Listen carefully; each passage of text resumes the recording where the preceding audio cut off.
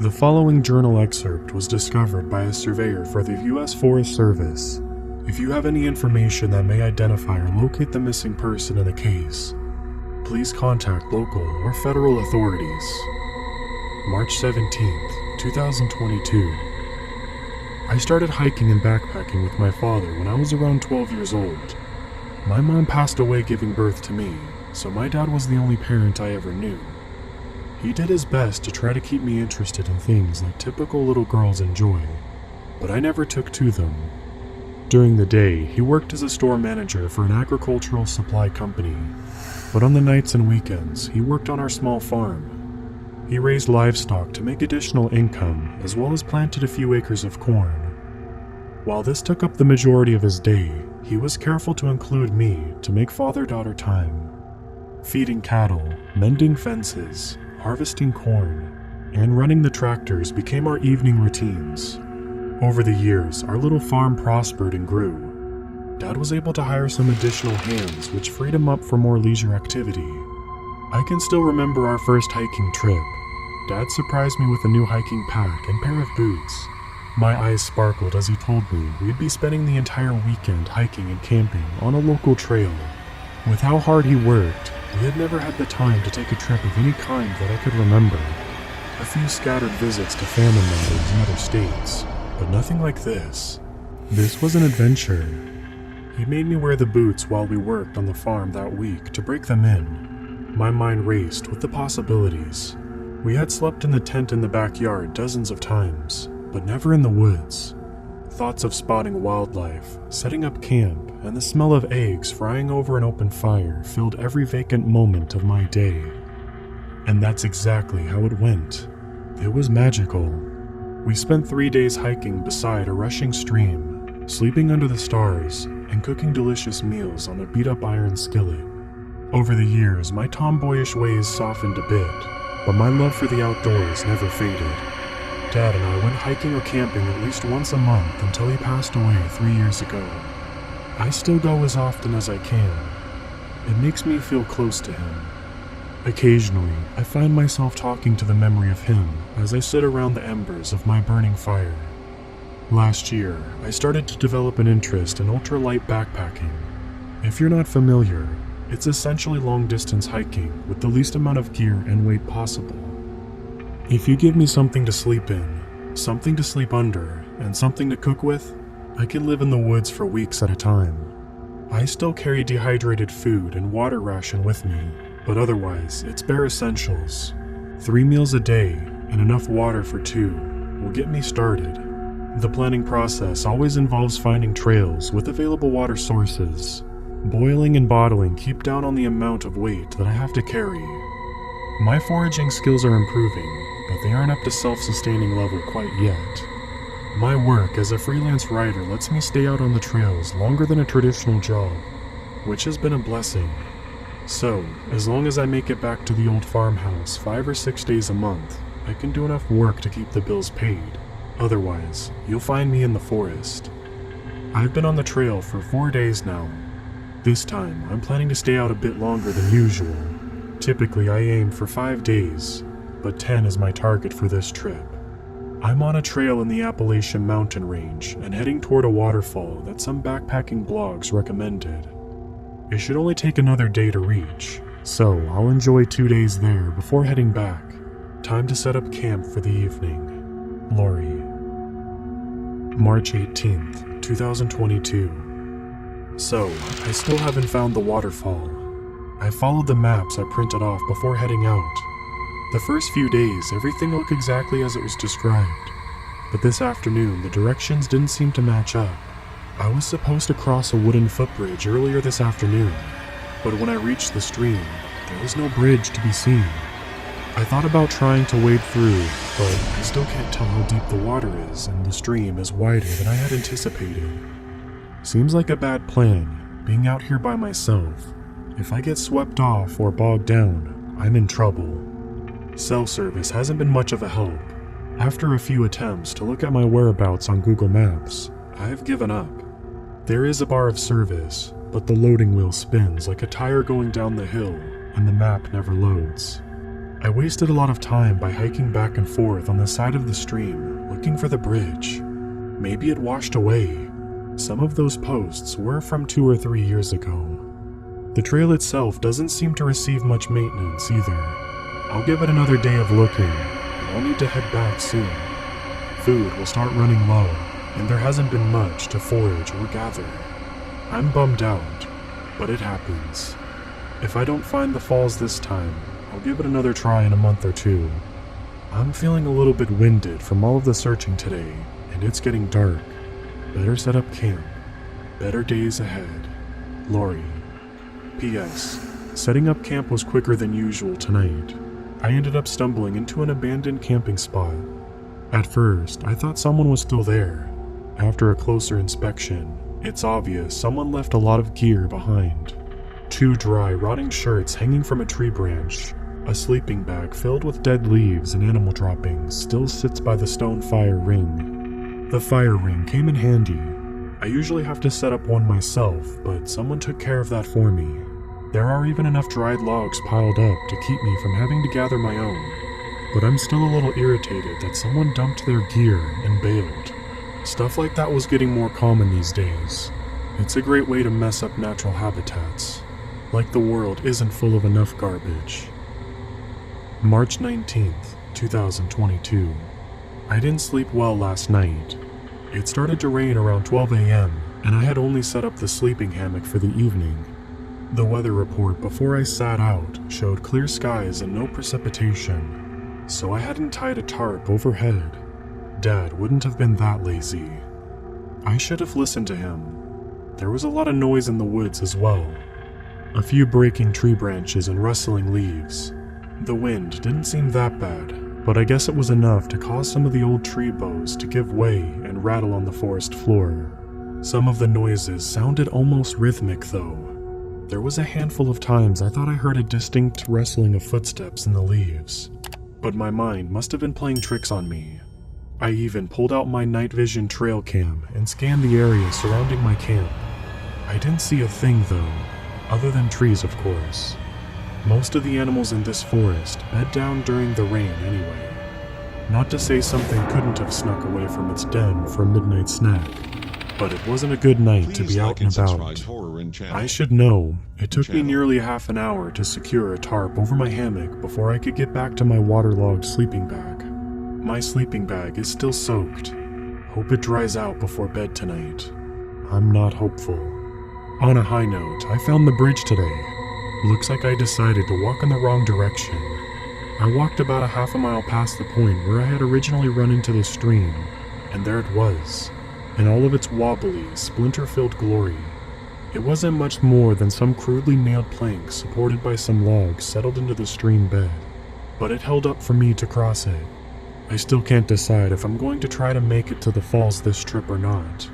It's a long way to go, and I already lost lots of time. If I don't hit the falls by afternoon tomorrow, I'll turn back.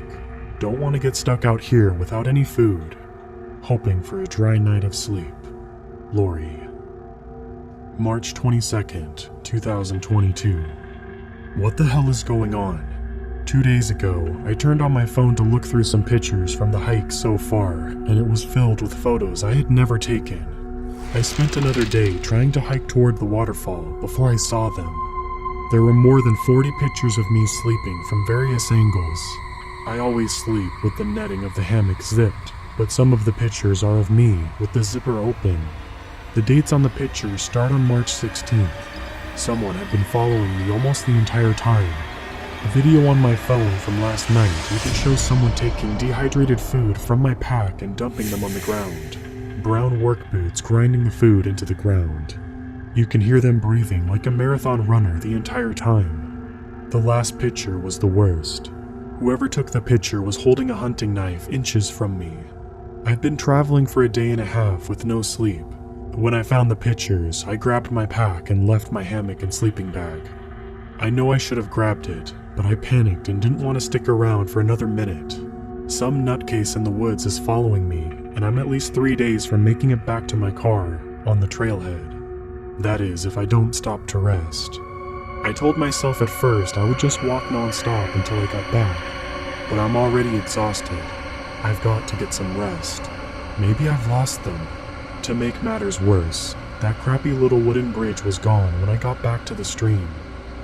I know I was in the right place because the log pilings in the stream are still poking out of the water. I'm going to have to swim or wade across. I hope I make it. What other option do I have? God help me. Lori.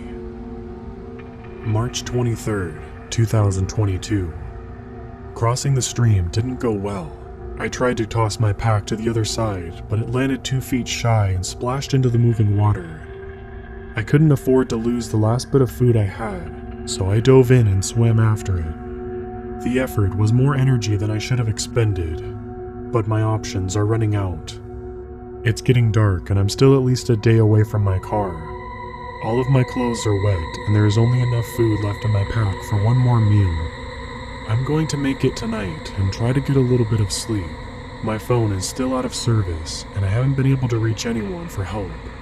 I'm afraid I'm going to die here. I'm scared. I just want to go home. I want my dad. I think I just saw a camera flash go off in the woodline. If anyone finds this, please tell. The author of this journal is still unidentified.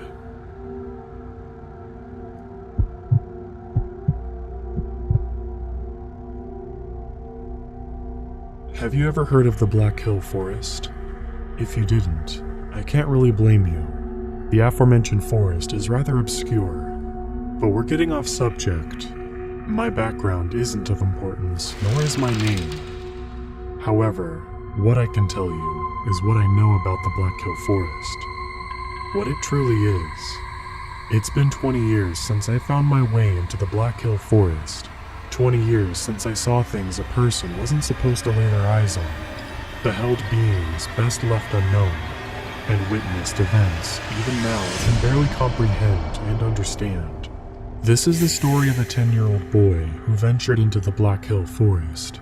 Not much is known about the forest, as many of the maps simply mark the forest as forbidden, and the grown-ups refuse to tell me why none of us could go there. Citing, "I'll tell you when you get older." The whole town seemed to be wary and fearful of the forest. In the winter, when the first snow starts to fall, and the trees have completely lost their leaves, the forest would resemble spikes, warning us to stay away. It didn't help that the closer you got to the forest, the more blackened and charred the ground seemed to become. It was a cloudy day as far as I can recall, and it had been snowing. The day started out as it always did when I was younger. I ate breakfast and got ready for another day of school. The school bus route was strange, to say the least. At one point on its journey, it would get really close to the Black Hill Forest. I'm not even sure why it moved along this path, but it always did, without fail. And we would be within spitting distance to the forest every time we went to and from school, and I could glance into the areas between the spiked trees. That fateful day, as our bus moved along its unchanging path near the Black Hill Forest, as I stared out the window, pointed toward the forest, the bus suddenly collided with something. I barely caught a glimpse of the thing when it let out a shriek. The thing was alive, and it was angry. I can still hear the sounds of the metal buckling and bending, and the frightened screams of my peers as the dark thing began to smash the bus in anger. I could only get a few glimpses of the thing, its yellow eyes and deer-like appendages, before something impacted my head, knocking me out. I woke up after who knows how long, inside what remained of the bus. The front half of it had been smashed. The remaining half was badly damaged. There was no one else in the wreckage, but I visibly saw what I can only assume to have been blood on the floor. I was unharmed. No injuries, no cuts, no broken limbs. I was just fine. I don't know how I survived whatever it was, but I got up and grabbed what I could and slowly exited the bus. The first thing I noticed when I left the wreckage was the ground. I could see beneath the thin layer of snow the blackened ground. And then I saw the trees, those familiar spike-like trees. That thing, whatever it was, dragged part of the bus into the forest. If that thing wrecked the bus with such ease, what else could be hidden amongst the spike-like trees? My mind raced, thinking of the countless possibilities of what might lie within the forest. I knew I had to leave, so I started to try to get my bearings. In one direction, the bus wreckage. In another, a clearing among the trees. And in a third one, I saw what looked like a creek. I walked, the gentle snow sloshing and slurring underneath my feet. With each step, the snow piled on. The air grew colder. Nature did not seem to care much for my situation, and the snow continued to fall. But I continued, wandering forward in a single direction, hoping that perhaps I could leave the forest. But no matter how much I walked, I could not see the edge of the forest. Its stillness was baffling. The emptiness, the lack of any life, the isolation and nothing aside from the spike-like trees. As I walked through the forest, I realized what the forest was. Unnervingly quiet. Not a single noise emanated from anywhere, the silence only broken by my own breath and steps on the powdered snow. The spell of simply wandering through the cold was broken when I discovered a cave. Cold and exhausted, I moved into the entrance.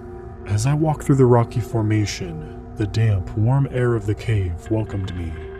The darkness, compared to the starch-white landscape of snow outside, was strangely welcoming. I sat down on the rocky stones below me and rested my head against the wall, exhausted. As my eyelids adjusted to the darkness, I saw something on the cave walls. A wall painting. The painting looked a lot like cave paintings from ages past, but it seemed, well, different. Instead of the red and orange and black color that most cave paintings had, these had only black. This one depicted not hunts or some long-forgotten tribe, but instead, the forest itself. The spiked trees, the blackened ground, things that the longer I stared at, the more I got lost in their seemingly incomprehensible form. In the center of all of the paintings, nothing, just a sheer indescribable mass of darkness. And from it, all manner of beasts seemed to emerge. The painting seemed to ramble on, as if ancient artists were trying to put disjointed memories together and paint them down. The beasts being peaceful in the next section, rage. Humanoid beings emerged to seal away the darkness, or gods arising to reconcile with the darkness. And then, nothing. The painting abruptly cut off on a final image of darkness and thousands of yellow eyes.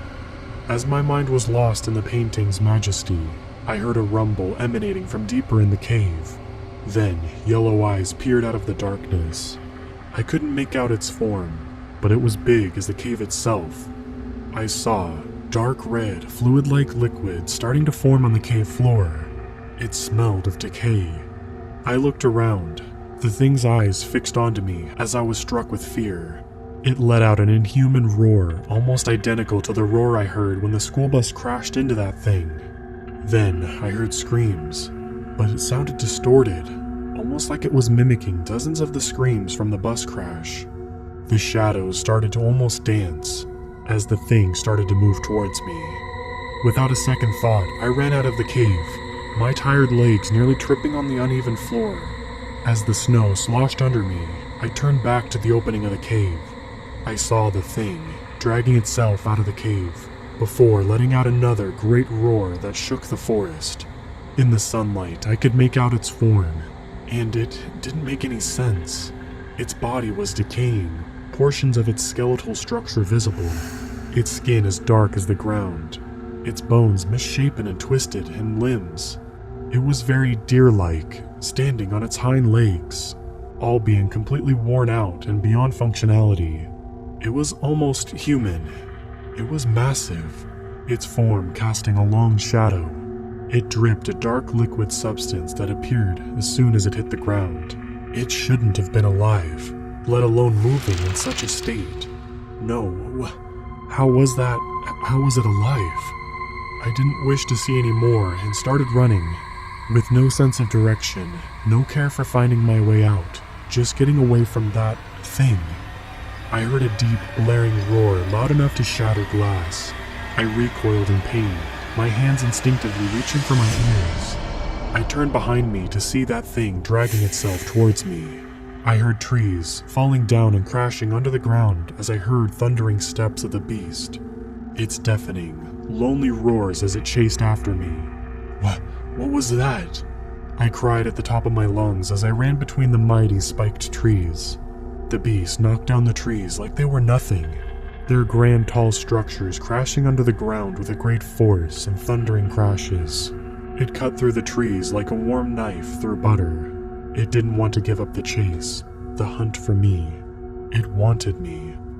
The trees seemed to narrow in and blend in as if trying to slow me down, as the beast kept its pace behind me, no matter how fast I ran, the quiet constantly broken by the beast's roars, and my ever-tired gasps for air as it followed me. As I ran through the endless forest, I noticed that there was less and less snow on the ground, and more of the blackened ground revealed itself to me, until any trace of snow was gone, and all that was beneath me was black soil. The thing still followed. As I ran, I saw others like me. Some looked to be lumberjacks, others looked to be cartographers, people who got thrown into the forest. They just had their pale white bones lying perfectly on the ground, resting against trees. As I looked back, the beast again slashed its great limbs, and another several trees were fallen, its yellow eyes forever fixed on me, its decaying form caring nothing more than to take me.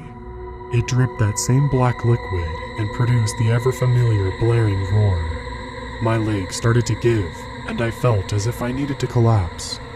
I now began to see ornaments made of spiked tree branches dangling from the trees. They displayed images that I could not put into words, and on the ground, effigies of creatures, beings, and charred remains of what I could only assume was a ritual. I kept running. Emerging from the blackened ground, I saw something I never expected to grow in such an empty wasteland. A pale white rose, a sign of innocence in such a barren black wasteland. Up ahead, I saw countless more roses, their pale white glow in the stark contrast to the blackened ground and spiked trees, densely collected around a massive frozen lake. Hesitant, I looked behind me, only to see the beast a couple hundred yards from me, and without a second thought, I ran onto the ice. I was lucky the ice was capable of holding my weight as I ran across, almost slipping on the ice several times. I then noticed that the beast wasn't following me. Its thundering steps went silent, and I turned around expecting it to be in spitting distance, but it was standing by the frozen lake. It stared at me, its yellow eyes staring at me, never taking its gaze off of me. It didn't even try to step on the ice. Its limbs refused to move forward. I took this as an opportunity to take a breather, and I collapsed, my hands resting on my knees. Then, I noticed something in the center of the lake, standing on a small island. On it, a single tree, not like the others in the forest, rested on black charred soil. The tree was crooked, bent, twisted beyond recognition, its branches bent and molded in such abstract shapes. It was as if you were trying to describe a tree to a man who had never seen one. With no other place to go, I decided to cross the ice and move towards the island. As I was a few feet from the tree, the beast let out a great roar. Turning back, it swung its arms wildly, as if it were trying to reach me, but it didn't dare step onto the ice, and simply grabbed the cold air. As I stepped closer and closer to the island, its roars grew louder, louder and louder. But once I stepped foot on the soil of the island, it immediately went silent. It was then I noticed the stone tablet resting by the tree. Reading it aloud, I uttered the words into the cold air. In the beginning, God created heavens, the earth, the great empty. God disregarded the great empty, and left it as empty as the world was before creation. Before God. God has long left, but his mistake of creation still lingers. The hatred creation seeps itself into the heavens and the earth, corrupting the works of God, blackening the soil and destroying man's mind. The gateway to the great empty is here, beneath the soil, beyond the veil of reality, at the center and edge of everything, and at times end and beginning. As I read the last word off the tablet, I heard crackling above me, and the tree that stood above me was no longer a tree. Instead of its wooden bark, it now was rotten. Its branches were now a series of small bone-like structures, and along its trunk, human eyes stared unto me. I leapt back in fear as the thing screeched with rage, and its pupils contracted. It let out another screech as it contorted its branches and swung its rotten-like branches as if it was trying to grab me. What the? I backed away from the tree, and then I tripped on a rock protruding from the ground, and I stumbled backwards and broke the ice I was standing on. I fell down into not freezing cold water, but pure nothing. I simply fell and fell as the world faded far from my view, as I fell not onto something, but into nothing. Pure nothing. Not black, nor white. Just the sheer absence of either.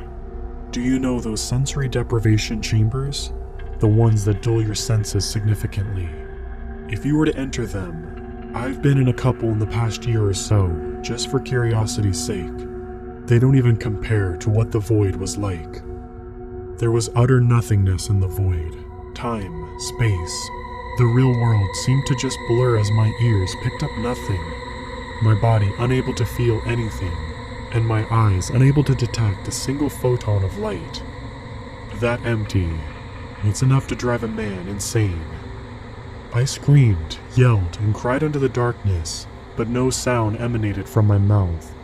I tried to move, but my limbs wouldn't obey me, so I simply stared into the void, into the vast darkness, and I felt something had now fixed its attention unto me.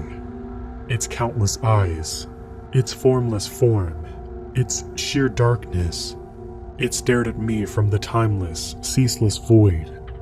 I could feel it was ancient, far older than the earth, the sun, and every star, perhaps even older than the universe itself. My mind started to buckle as my fickle mind tried to cope with the sensory deprivation, and I could feel things slipping their way into my mind. I could feel them. I could feel things dancing in the void, things far greater than any star, things that snuck into the real world through cracks in reality, and things that plagued our dreams. All their eyes. Oh God, their eyes. Why do they stare? Why do they not do anything, and why do they hate you? Why do they stare, oh God? Their yellow orbs, their ever-changing forms, the void. No sense feeling beyond eternity, beyond the heavens, beyond earth. There was nothing but me. I could hear them talking, screaming, roaring corruption. It spread across all worlds. It corrupts all. It takes all. It took the forest. It took the soil. I will be embraced by darkness expanse. I shall be taken by the great void. I awoke outside the forest beside the bus wreckage. I stood up as my eyes adjusted to the light. I started to hear the sirens, the police, the ambulances, and crying parents. The paramedics picked me up and examined me. While I stood in shock, the eyes of the beast and the void's sheer emptiness was still echoing in my mind. It has been 10 years now, and nobody knows what happened to the others who were on board that bus, and why I was the only survivor. They asked me what had happened, but I didn't think they would believe me if I told them, so they simply listed it as a mad accident. They assumed the bus crashed, and the others were taken away by wolves, and I somehow spared, the only survivor. That is what they seem to want to believe anyway. It's been 10 years now since the incident. Nobody wants to talk about it, let alone what happened. I occasionally go to the site where the crash occurred, where I constantly debate to myself whether I should go back in and see what else the forest held. Maybe answer some lingering questions on what had happened on that day. Like, who were the people who came into the forest before me? What the forest was? Or hell, jump into that lake again, to feel the absence of sense and meaning. Now, at this point, you might be wondering why I'm even telling this story at all. Why I would even indulge you in something like this. It's because on my most recent visit, I noticed something odd about the charred black ground of the forest. It grew further out.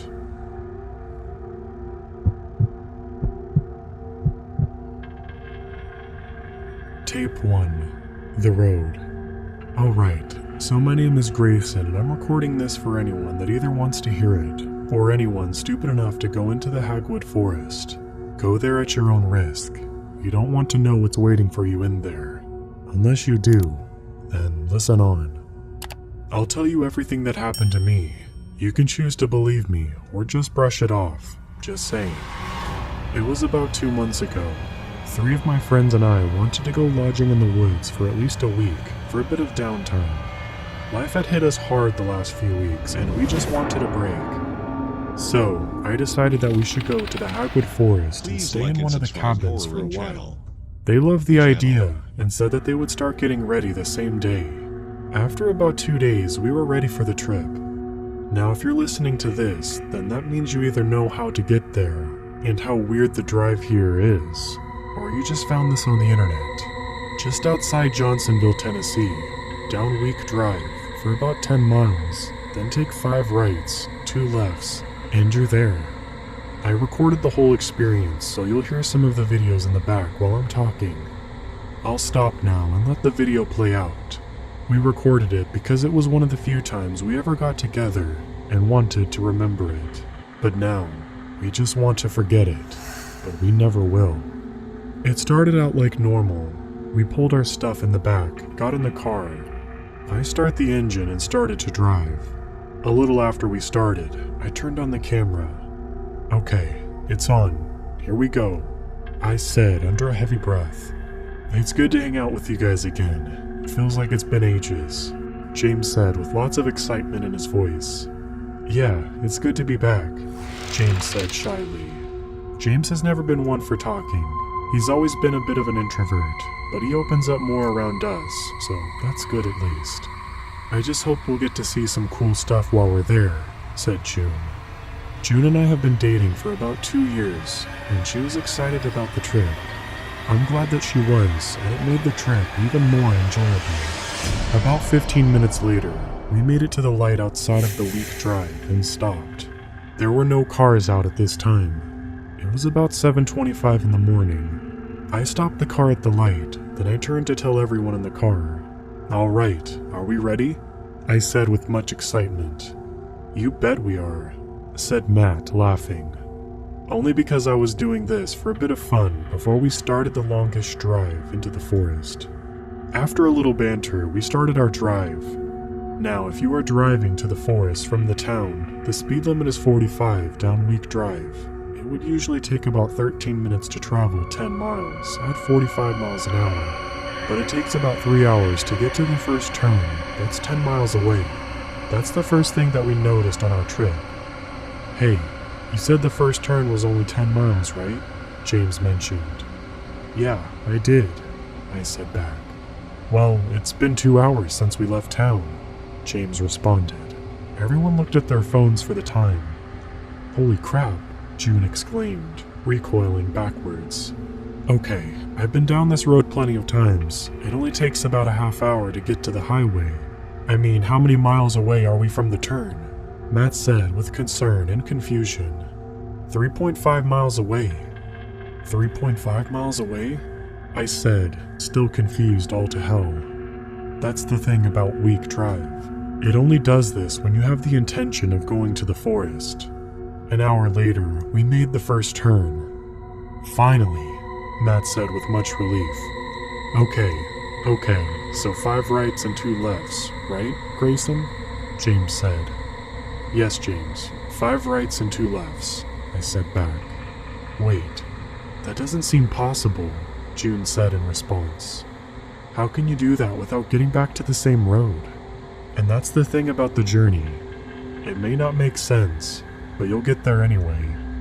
I can't tell you how or why it happens, but it does. Now, the road that we traveled on after our first turn is 15 miles an hour.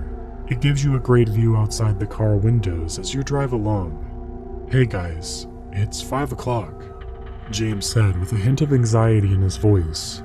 Okay, so I guess we'll get there a lot later than anticipated, I said in a similar tone. We kept driving down the road, taking every turn that we needed, and made it to the entrance of the forest.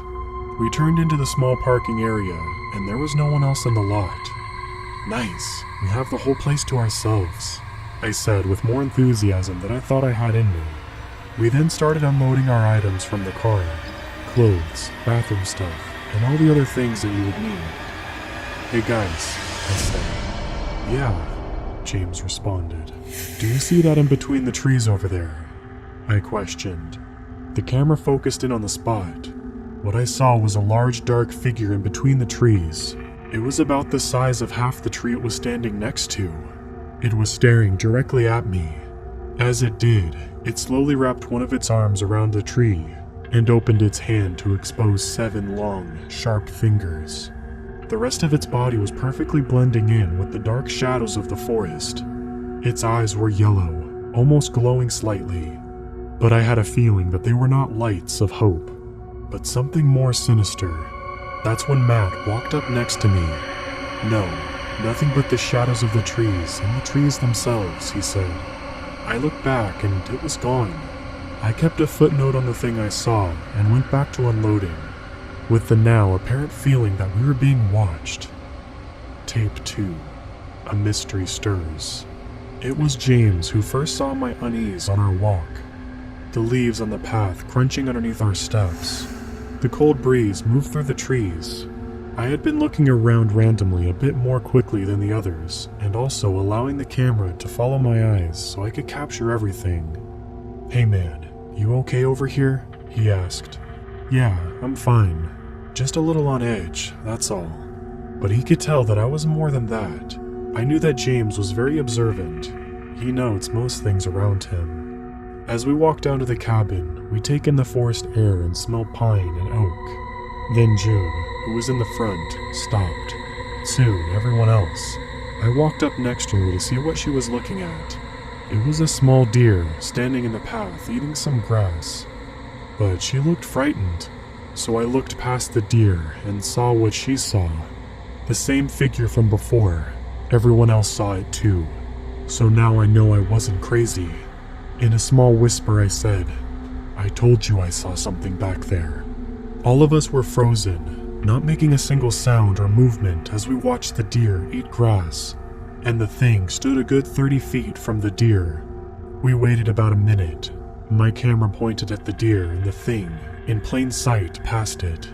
We all were about to move when the creature ran to the deer, snatched it, and ran off in the blink of an eye. It almost made no sound. All of now with looks and shock on our faces. We exhaled almost at the same time. Then we heard the scream of the deer, very far off in the forest to our left. We all looked at each other. What just happened? Matt exclaimed. Well, a dark creature from the forest took a deer deep in the woods and had a meal, June said sarcastically, with a shaky voice. Let's just get to the cabin before anything else happens, James said. Yeah, I replied. We walked down the path with no other incident. We got to the cabin and opened the door. It was a large building with 4 bedrooms, 4 bathrooms, a good-sized kitchen with a small bar next to it. There was also a large living room in the middle with a large window making up one side of the room. Wow, this is better than I thought, said Matt. Well, I wanted us to have a good time, so I got the best, I said, a little nervous. You did well, James said with a calming hand on the shoulder. All right, let's get unpacked. Then meet in here, I said, trying to lighten up the mood. We all went into our separate rooms and did as I said. We all went and sat on the couches and turned on the TV for some background noise. I say we stay in the cabin for the first day and relax, Matt said. All in favor, raise your hand, I said playfully. Everyone raised their hands. All right, so it's decided then. We'll stay here for tomorrow, I said. I'll get us drinks, James offered as he stood. As we all talked, James walked over to the small bar and went to grab us some drinks, when all of a sudden, there was a crash of glass hitting the floor. All of us looked in James's direction to see what he had dropped, an empty shot glass on the floor, and was looking straight in the mirror. I started to stand when James says, trembling in fear, Don't, it's here. The thing that we saw, it's hiding in the room opposite the mirror. The room he is describing was the closet with some general cleaning supplies in it. We then just stayed as still as we could. It's moving. And as he said that, I saw a hand slowly come out of the closet, then the rest of its body. The thing was about 12 feet tall and towered over us. It had long legs that were about 5 feet tall with the body of about 6 feet. The neck and head made up the last foot. Its arms went so far down, the tips of its fingers were only just a few centimeters off the floor. The thing's sharp, pointy fingers were about a foot long. Its feet looked normal enough if it wasn't for the fact that the thing's body was darker than the night sky. I saw them the first time I saw it, but now I was sure. Its eyes were glowing yellow. It walked slowly around the room. It appeared to be examining us. None of us looked into the glowing orbs that were its eyes, but we did follow its movements. It walked over to all of us. I wouldn't say that it was sizing us up, but more or less examining what we were. After its examination, it slowly walked back to the closet, went inside and closed the door. After a minute, June walked over to the door and opened it. It was gone. At the same time, we all let out a breath. "Okay, so what happened?" Matt asked, shaking with every word. "Well, I think that it was examining us," I said. "What? How can you say that? We could have been hurt," June exclaimed. "If it wanted to get us, it would have done that, but it made no move to touch one of us. I merely think it was just interested," James commented. "I mean, Grayson, you said that no one had stayed in the cabin in years, right?" "Yeah, the only time there is someone up here is when someone comes to clean the place," I replied. "So, it's safe to assume that it was interested in the fact that there was someone here for longer than it was used to." "You know, that makes sense," Matt said under breath with exhaustion. "Okay, I say we all try to go to bed, then we'll talk about it in the morning," I suggested. "Okay, that's fine," said June. "To bed then," I replied. Tape 3, Day 1. The First Move. I woke up around 8:30 to a nice bright sun and clear skies overlooking the small valley outside the window. I didn't remember there being a valley outside the back windows, but I shook it off as nothing and went into the main area of the cabin. The main cabin area was coated in sunlight from the big window that made the back wall. I looked over and saw that the big TV was on, quietly playing the morning news. In the kitchen, June made us 4 cups of coffee and handed one to me. "Good morning," she said with a yawn. "Good morning," I said back. "Didn't think we got the news out here," I said. She just shrugged and sat on one of the couches, and I sat on the countertop facing the TV. "So, have the other 2 come out yet?" I said. "They're taking showers, so they'll be out soon," she replied. After a few minutes of casual talk, James and Matt came out of their rooms. "Good morning," Matt said, drying his head with a towel. "Good morning," replied June, handing them cups of coffee. We all went to the couches where food was laid out. "How did everyone sleep?" James asked. The room was quiet for a few seconds. Everyone looked at each other. "Yeah, I actually did," Matt said, in almost a whisper. "Let's not dwell on it. All we need to do today is try and relax while we're here at the cabin, and tomorrow we can go out and see some places in the forest," I said in response. They all nodded their heads and they went to do their things around the cabin. I went and got the camera. I walked out of the main area and turned the camera on. I looked around the room with it and walked around the area showing off everything the cabin had to offer. A few minutes of showing off the place later, I grabbed a ladder out of the closet. I did my best to forget what happened last night, but I can't. I don't think anyone could forget that. "Why do you have a ladder?" Matt asked from behind me. "I was going to place a camera up here," pointed it toward one of the low-hanging beams at the far end of the cabin. "I want to keep it there so it can document while we go about the day," I replied. "Sounds cool," he said back and walked off. I placed the camera on the beam, climbed down, and put back the ladder. Everyone was in different parts of the house, so there was a good amount of silence. I went over to one of the couches, drink in hand, and sat down to watch some TV. I turned it on and there was static. Damn, no signal, I said, annoyed. Everyone else walked into the room right after. Damn, that sucks. No TV? James said, sitting down. That's when I noticed the sound of rushing water, almost like we were by a waterfall, and there were no waterfalls within a mile's hike from the cabin, so it was definitely out of the ordinary. Hey, what's that noise? June questioned. Sounds like water, Matt said. I went to look outside and there was a view of a valley, but in a different spot. Hey, I remember seeing the waterfall on the other end of the valley yesterday, I said. So? James replied. I'm saying that because the same waterfall is next to the cabin now. Everyone went to look where I was looking. They all had some of the most questioning faces I'd ever seen. So, did the house move? Or did some rocks fall? Matt questioned. That's way too large for some rocks, I replied with a bit of a chuckle. So you're saying that the forest is moving? James replied. Yes. For the rest of the day, we decided to forget about it and have a good time for today. Let's just say drinking started at about lunchtime. For the rest of the day, we went without incident, and about 9 o'clock, we all went to bed. Tape 4, Day 2 and 3, The Lake. After I woke up, I got the camera and turned it on. After that, I placed the camera on the bed and got my hiking bag packed, and went to meet the others in the main room. Alright, is everyone ready? I said. They all in confirmation nodded their heads. Okay, let's go, I replied, walking out the door. So where are we going? James asked, behind me. Over to that large lake in the valley. Then we'll spend the night camping and returning the next morning, I said with a bit of enthusiasm. After that, we went outside and started on the path to the lake. As we walked, we took some time just to listen to the world around us. The crunch of leaves under our feet, the moving of leaves in the wind, the occasional chirp of a bird, and the rushing river nearby. It was peaceful. Around an hour of hiking later, we took a break. We placed our bags down and sat on the edge of a calmer part of the river by a log that stretched across it. It's beautiful here, James commented. Yeah, only about another 45 minutes and we should be there, I replied.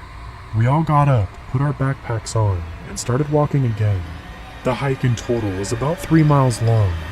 It had been about 5 miles since our river stop when we finally noticed something. Some of the trees were different. As we moved, we started to notice that the trees would be in the same spot of our vision. The path going in abnormal directions, and at times sudden dizziness, like when going fast on a roller coaster. Man, what is going on in this forest? Matt complained, throwing his hands up in the air. What do you mean? Asked June. Don't play it off. We have all noticed. This damn forest is changing. No, moving. What do you think of all this, James? I exclaimed. Well, the lake's right over there, he said, pointing over to the shoreline that wasn't there before. We all walked over there to the water, and sure enough, the lake was right there. At this point, we all just accepted it and unloaded our bags to set up tents in a small clearing by the water. We'd gathered sticks since it was getting dark and made a fire. Well, tents are all set, fire's burning, and we have drinks, Matt said, holding a drink up in the air. It was fun to finally not be on edge for part of the trip. The 4 of us just sat there by the fire, looking at the lake, a small radio playing music quietly in the background, taking in the cool air of the night. It was peaceful. About 11 p.m., we all called it a night and went to our tents. I laid there, closing my eyes, taking in all the sounds of the forest and the lake water moving in the wind. Then there was a snap of a branch, a loud one. Then loud, heavy footsteps started walking in the same sand near our tents. Whatever it was big. I heard it walking around until it got to my tent. I heard the crunch of dirt under its feet and even the movement of its limbs. For a second, I saw a glimpse of its shadow in the tent. It was the creature from before. The only difference this time was its mouth was open. Through a small clear piece of plastic in the tent, I could see it. I saw its ungodly big mouth. 4 long arm-like appendages were coming out of its back, lifting it about 1.5 feet off the ground. It moved slowly, observing everything. I then moved, only a little, and I guess it heard that because I was now looking right into its eyes. The two yellow, glowing eyes eclipsed the silhouette of the creature. As we were facing off, there was a crack of a branch in the woods. I looked over in the direction of the noise, and so did it. It crept toward the noise, then stopped. It turned back to me. I don't know why this thing had such an obsession with me over the others, but I don't want to find out. I saw it take one step and sped over my tent. At this point, I could feel its cold breath on my face. Its teeth looked sharper when up close. It had an awful stench that came from it, and just standing around it made the air feel as if it was in the negatives. We stared at each other for what felt like forever. Then, in the blink of an eye, it was gone. Matt, June, James, and I all got out of our tents and slowly gathered by the fire, and started a new one. We all sat in silence for 5 minutes before we finally decided to go to bed, just sitting there under the blanket of stars, listening to the sounds of the nighttime forest. It was calm enough to put anyone to sleep. We woke up around 8 in the morning to the sun rising over the mountains and birds chirping in the trees. I stood out of my tent and took in the scenery. Thankfully, I woke up in the same place this time, I thought as I walked out of the tent. I took the camera out and placed it on the spot that looked over the camp. I looked over to the shore of the lake and saw James sitting there, toes in the sand. I walked over and sat next to him. "Good morning," I said, trying to start a conversation. He stayed still, looking out over the water. "You okay?" "Yeah, I'm fine," James replied, still looking toward the water. "Why did it take interest in you?" he said, turning his head to look at me. I recoiled at the question. It took me by complete surprise. "I didn't even consider that," I replied. "So what was it like? I mean, being so close to it?" June asked, walking up behind us. "I'm interested too," Matt exclaimed, also walking up. "Well, the first thing I can think of is its eyes. They felt hollow, almost empty, but the glowing yellow of its eyes filled that. Its breath was also cold. I could almost see frost on the tip of my nose. Now that I think of it, the air was really cold too," I said in almost a calm voice. "Wait, it felt cold?" Matt questioned to my right. "It also had teeth, sharp teeth that could possibly cut without even touching skin. But its breath also smelt like death, or as close as you could get to death. It moves fast too. I saw it move across 50 feet in a matter of seconds," I said, looking into the water. "Damn, that's, I've got nothing," James said. "Well, that's in the past. We are here now, and let's enjoy the now, while we still can," Matt said, standing up. Looking back, I feel that I should have been more affected by what happened, but at the same time, I think that I was so traumatized that I didn't even process it correctly. Anyways, enough focusing on that. After our conversation, we decided to have fun and forget about what happened. All day, we took time to focus on relaxing and being one with nature, as some would say. After our day of fun, I grabbed the camera, forgot to turn it off, and we went to the tents to fall asleep with no incident for the whole day. Tape 5, Day 4, The Bunker. I don't know what time I woke up, but very little light and a slight echoing noise all around me took me by surprise. The ground that the tent was on was hard and cold. I picked the camera up and saw what was on it. Crap, need to replace the battery. Only just then realizing the echo in the room. I replaced the battery and turned on the camera. I unzipped the tent and looked out. On the other side of the tent was a good-sized concrete room, with only 3 yellow lights shining enough light to see. The other tents were in the other room too. "Hey, wake up!" I exclaimed. I heard the tents shuffle, and everyone got out and assessed the room. "Why are we in a room? Why are we in a concrete room?" James said, freaking out. "Hey, calm down. Let's huddle up. Near the burnt wood over there. Is that a fire?" June said. "Yup," Matt replied. "Let's sit down for a minute and gather ourselves," I said, calmingly. We all walked over to what used to be the fire and sat down. "Do you have to bring the camera?" Matt said, annoyed. If we didn't have it, anyone that would come and find us would know nothing and find nothing, idiot, June said. It's the only proof we have. She was right. We had no other proof of what happened and what will happen. It was the last thing we had. We all sat around for a few minutes until James said what we all were thinking. Should we look for a door? We all nodded and went to explore what seemed to be an infinitely sized room. The fire was in the center. That's what the conclusion we made when starting. From the fire, we walked in 4 separate directions and counted how many steps from the fire to the wall it was. On 3, we started counting. I guess that room just stopped past where the light passed. From the fire to the edge of the light was 40 steps, and I guess the walls were about 48 steps. If only I knew. June was finished before the rest of us. 43 steps, she said with a raised voice. 47 steps, I said in the same tone. 56 steps, James said. We waited 3 minutes for Matt. 530 steps, Matt exclaimed. We seemed only to hear the echo of his voice. James, June, and I ran back to the fire and looked toward the direction that Matt went. We looked at each other, then ran back to the black void. A minute later, we heard steps as he came into view. What's with the box? June asked. I almost fell on it. I haven't opened it yet, but it's worth a look, he said, placing the box on the ground and opening it. In the box were some MREs, flashlights, and other survival gear. Well, this is expected, Matt said. I also felt a metal rectangle on the wall with a door handle. He found a door. A door, I thought. I thought about what could be on the other side. A staircase, the outside, or a room? As I finished the thoughts, we were all packed and nodded at each other. We turned on the flashlights and started to walk.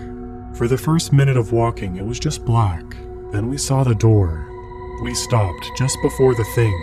It was rusted all over and had an old dirty metal sort of smell, and shook only a little now and then. A breeze. There was wind on the other side of the door. Matt reached for the door and opened it. It groaned loudly and was hard to open due to the large amount of rust on the hinges that were now flaking off. When the door opened, we aimed our flashlights down the new dark hallway that was pressed before us. Crap, James explained. I was hoping for some stairs that led outside.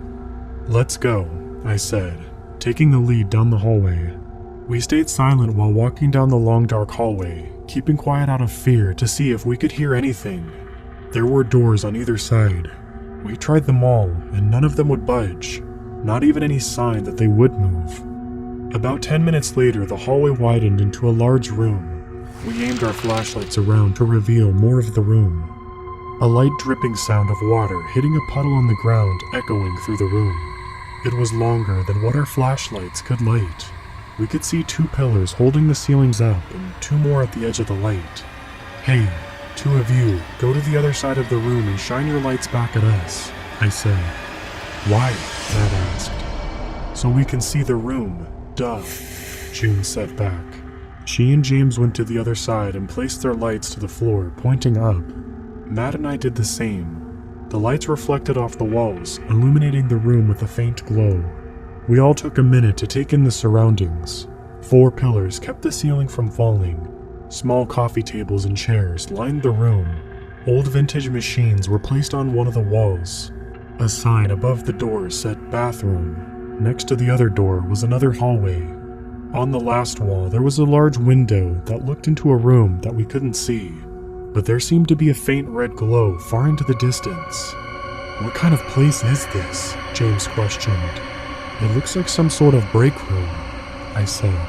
And how might have you guessed that? Matt said, annoyed. The counter with a coffee machine and microwave on it, and the fridge next to that, I said, pointing toward the wall with the vending machines. Oh, I guess that would make sense, he said in response. We then got some chairs and sat them in a circle in a random spot in the room, and sat down. Alright, first question. What the hell is this place that we're in? Matt said. Well, I would say that we're in a bunker of some sort, James said, shivering over how cold it was. And why do you say that? Matt returned. The shapes of the rooms are too simple. And the fact that everything is made of concrete? The better question is, how did we get here? I think I might know, I replied. Remember how in the cabin when we woke up, the building was in a completely different spot? Yes, June replied. And on the walk to the lake, it took a surprisingly short time to get there, I returned. I think that whatever happened there happened last night, or if it's still night. Have any of you tried your phones? James asked. Everyone pulled out their phones. None were turning on. Damn, out of battery, June said. We all just sat around for a while and looked at all the different things throughout the room. Everything looked normal, and everything looked pretty up to date up until the wrapper of the candy bar sitting in one of the vending machines. The wrapper showed that it expired in 1985. 1985? Older than I expected, I thought. Hey, guys, this place is older than you may think, I shouted. Why? James asked. Because the candy in the vending machine expired back in '85. What? Matt said. Coming out of the bathroom, I then turned my attention back to the wall with the big window and walked over to it. Hey guys, so if this place existed back in '85, and if back then the US was looking for ways to get the upper hand on the Soviets, and this was a bunker, could this be an observation room on the other side of this window? I said, with a hint of curiosity. Everyone then looked at me. What? Matt questioned. It only makes sense, James said. But if that's the case, then we might want to get out of here because I don't want to find out what's down here. So, down the next hallway we go? June asked. Onward, I replied. We quickly grabbed our gear and started down the hallway. This hallway felt unnatural. There was something off about it. We all could feel it. The deeper we got, the more strange things happened. After about 4 minutes of walking down the hallway, a strange particle started floating about. It was almost snow-like, but far colder.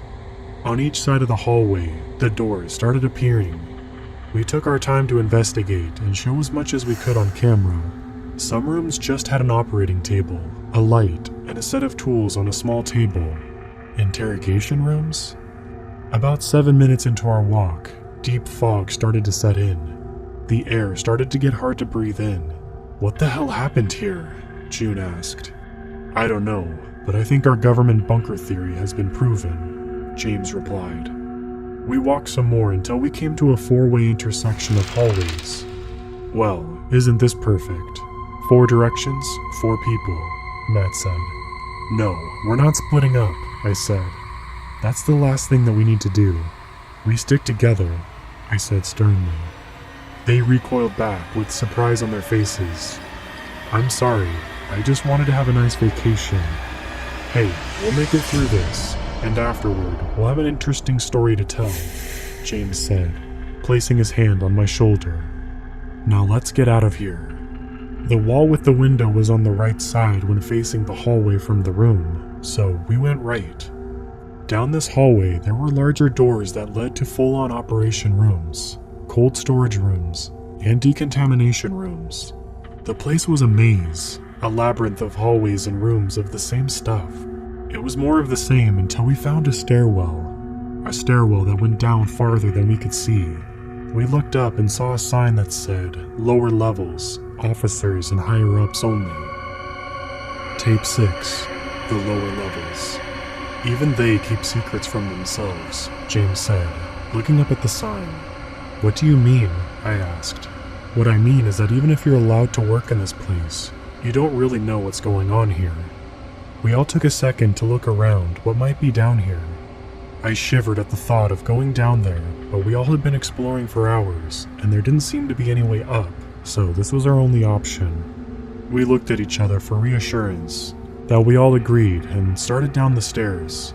The walk down was unstable. They were rusted all to hell, and some of the steps fell completely off.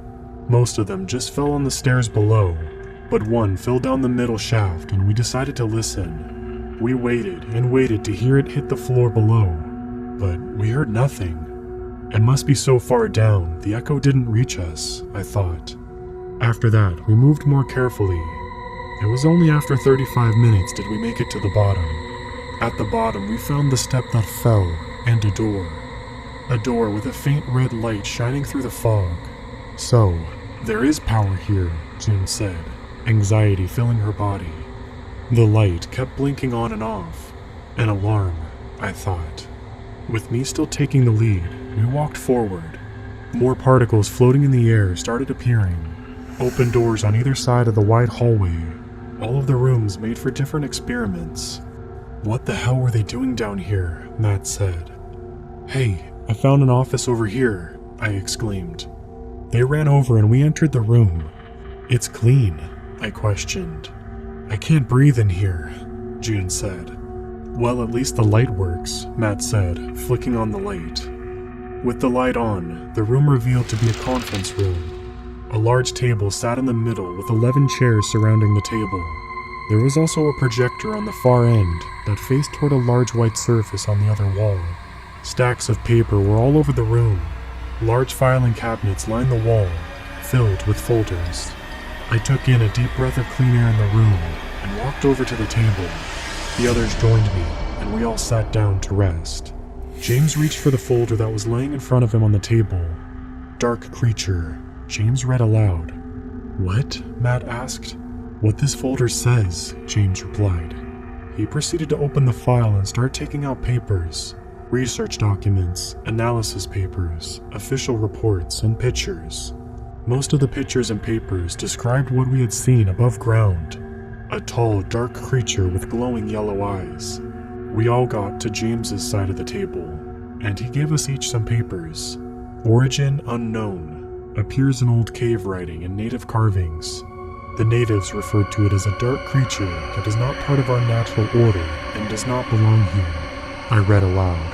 From what I've read, it seems to have the abilities that we have seen, but is suspected to have more, James said.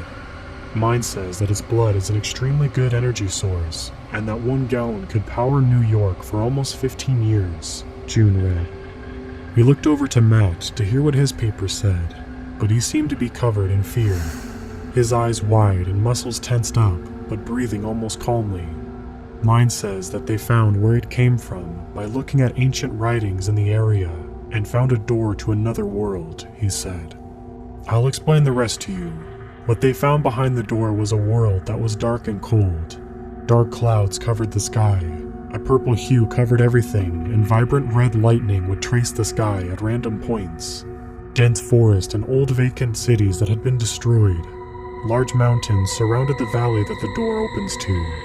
There are more of the creatures in that place, and something else. In the reports and the pictures, it described a large, towering monster that was almost as large as Everest. It had appendages that stretched outward for miles, and was as dark, maybe even darker than the creature we saw. There wasn't much information on the creature beyond that. I grabbed the camera and I placed it at the end of the table and made sure to capture everything, for proof. We decided to take as much information as possible with us. After talking, we decided that we needed to go there as soon as possible. We got our stuff and headed toward the door. That's when a loud thump came from the other side of the door. My hand stopped on the doorknob. Frozen in place, I felt small vibrations reach my hand when the creature stomped. I slowly put my ear to the door, trying not to make a sound. Through the door, I heard steps get louder and the door get colder. Within a few seconds, the doorknob felt ice cold, and frost started forming on the metal. The air became dry and we could see our breath more clearly, and the steps got louder. A muffled growl from the creature could be heard on the other side. It huffed as it took a breath. I quickly looked around the room at everyone, and as I did, the creature stomped on the ground outside, causing a vibration in the floor and the table where a pen sat. It's as if time slowed down at that moment. The pen bounced up a little off the table and started rolling off until it hit the ground with a loud thud. We locked eyes and ran under the table behind anything that we could find. I went to dive under the table and slammed myself against one of the sides. At the same time, the door was thrown open, and a loud thud, the creature stepped into the room. A thin layer of frost now started to cover the room. The room fell silent, so silent I could hear my heart beating. I moved as slow as I could to get the camera where I could see at least where the creature was. Through a small sliver at the bottom of the table, I could see the ever-absorbing black leg standing in the doorway.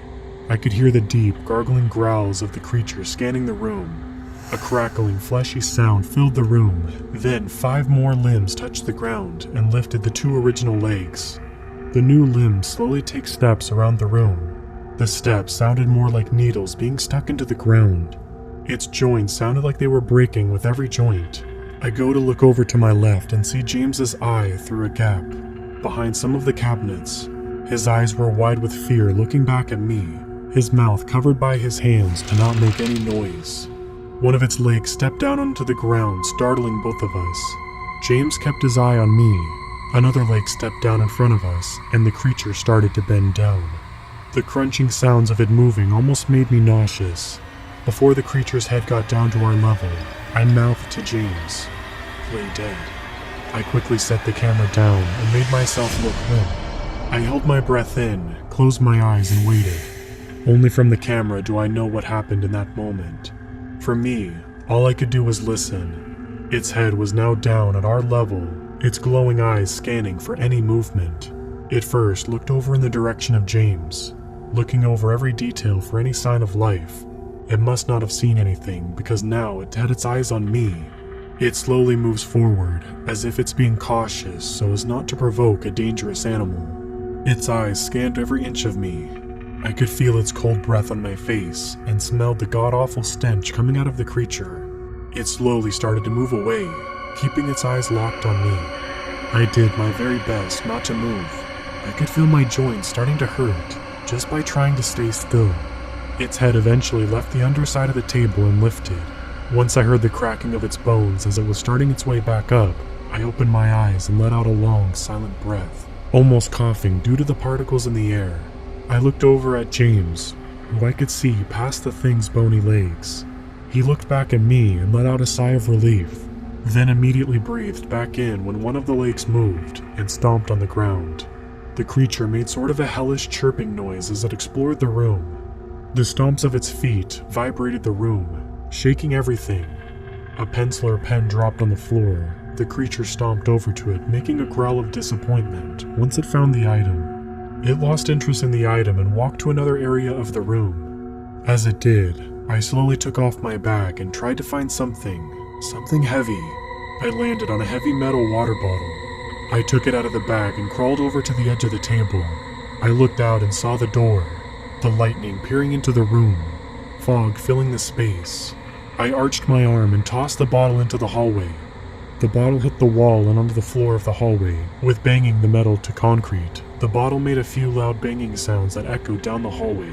The creature snapped to look at the door and sprinted toward the table, vaulted over and ran out of the room down the hallway with lightning speed, its body snapping and crackling with every movement. The room shaking and a guttural, horrifying roar erupted from its mouth. The further it was, the warmer everything got. Once I knew that it was gone, I got up and closed the door slowly.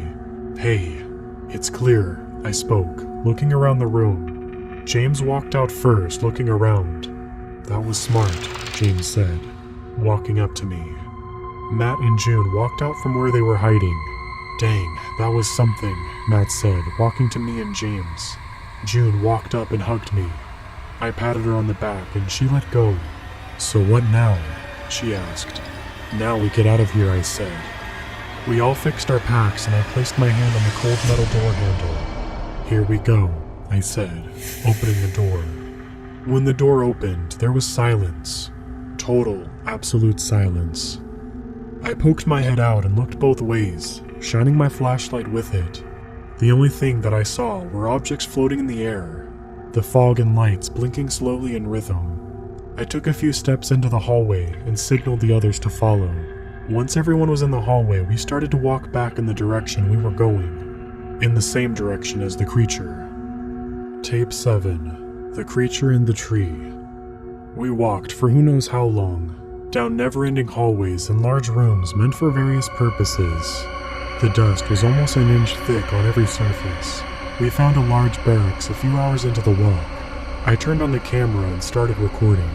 There were bunk beds on either side of the room, all of them very messy. Waving the flashlight around, I went to each bed, looking at all the things that each person had. Each one had a life. "Looks like they left in a hurry," June said. "Well, most of them," Matt said. pointing his flashlight toward a dark-stained blanket. There was also dark stains on the ground below the sheets, and a trail had left leading to the door on the other side of the room. The door led to the kitchen, where the room had a shiny red color to it. There were dent marks in some of the cabinets, and some of the utensils were missing. All of a sudden, the intercom beeped on. Eerie white noise sounded faintly from the intercom on the ceiling. I felt my stomach drop and my body turn cold. I looked toward the others, and they were just as shocked as I was. I slowly walked out into the room with the beds. The slow, faint red glow of the lights outside of the room only just making their presence known. Then loud bellowing of hellish screams could be heard from the intercom. The horrifying sound filled the room. I fell to the floor of shock and felt fear overwhelm me. The screams were distorted, some almost sounding reversed or gargled. The sound continued for another minute, then slowly faded back down to the white noise. I opened my eyes slowly and sat up. I was shaking, barely able to keep the flashlight in my hand.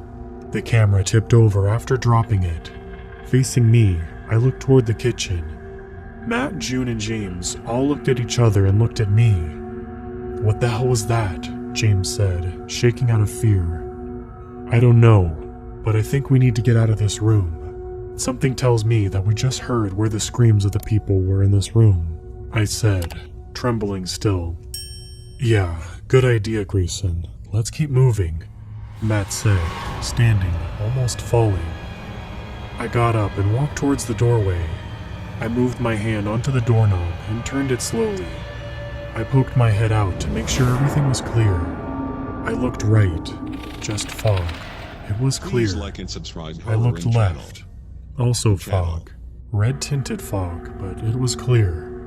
The intercom noise stopped when I looked left and everything went silent. Not a single noise or vibration. I motioned them to come along, and June handed me the camera. I turned left out the door and waited for them to come out.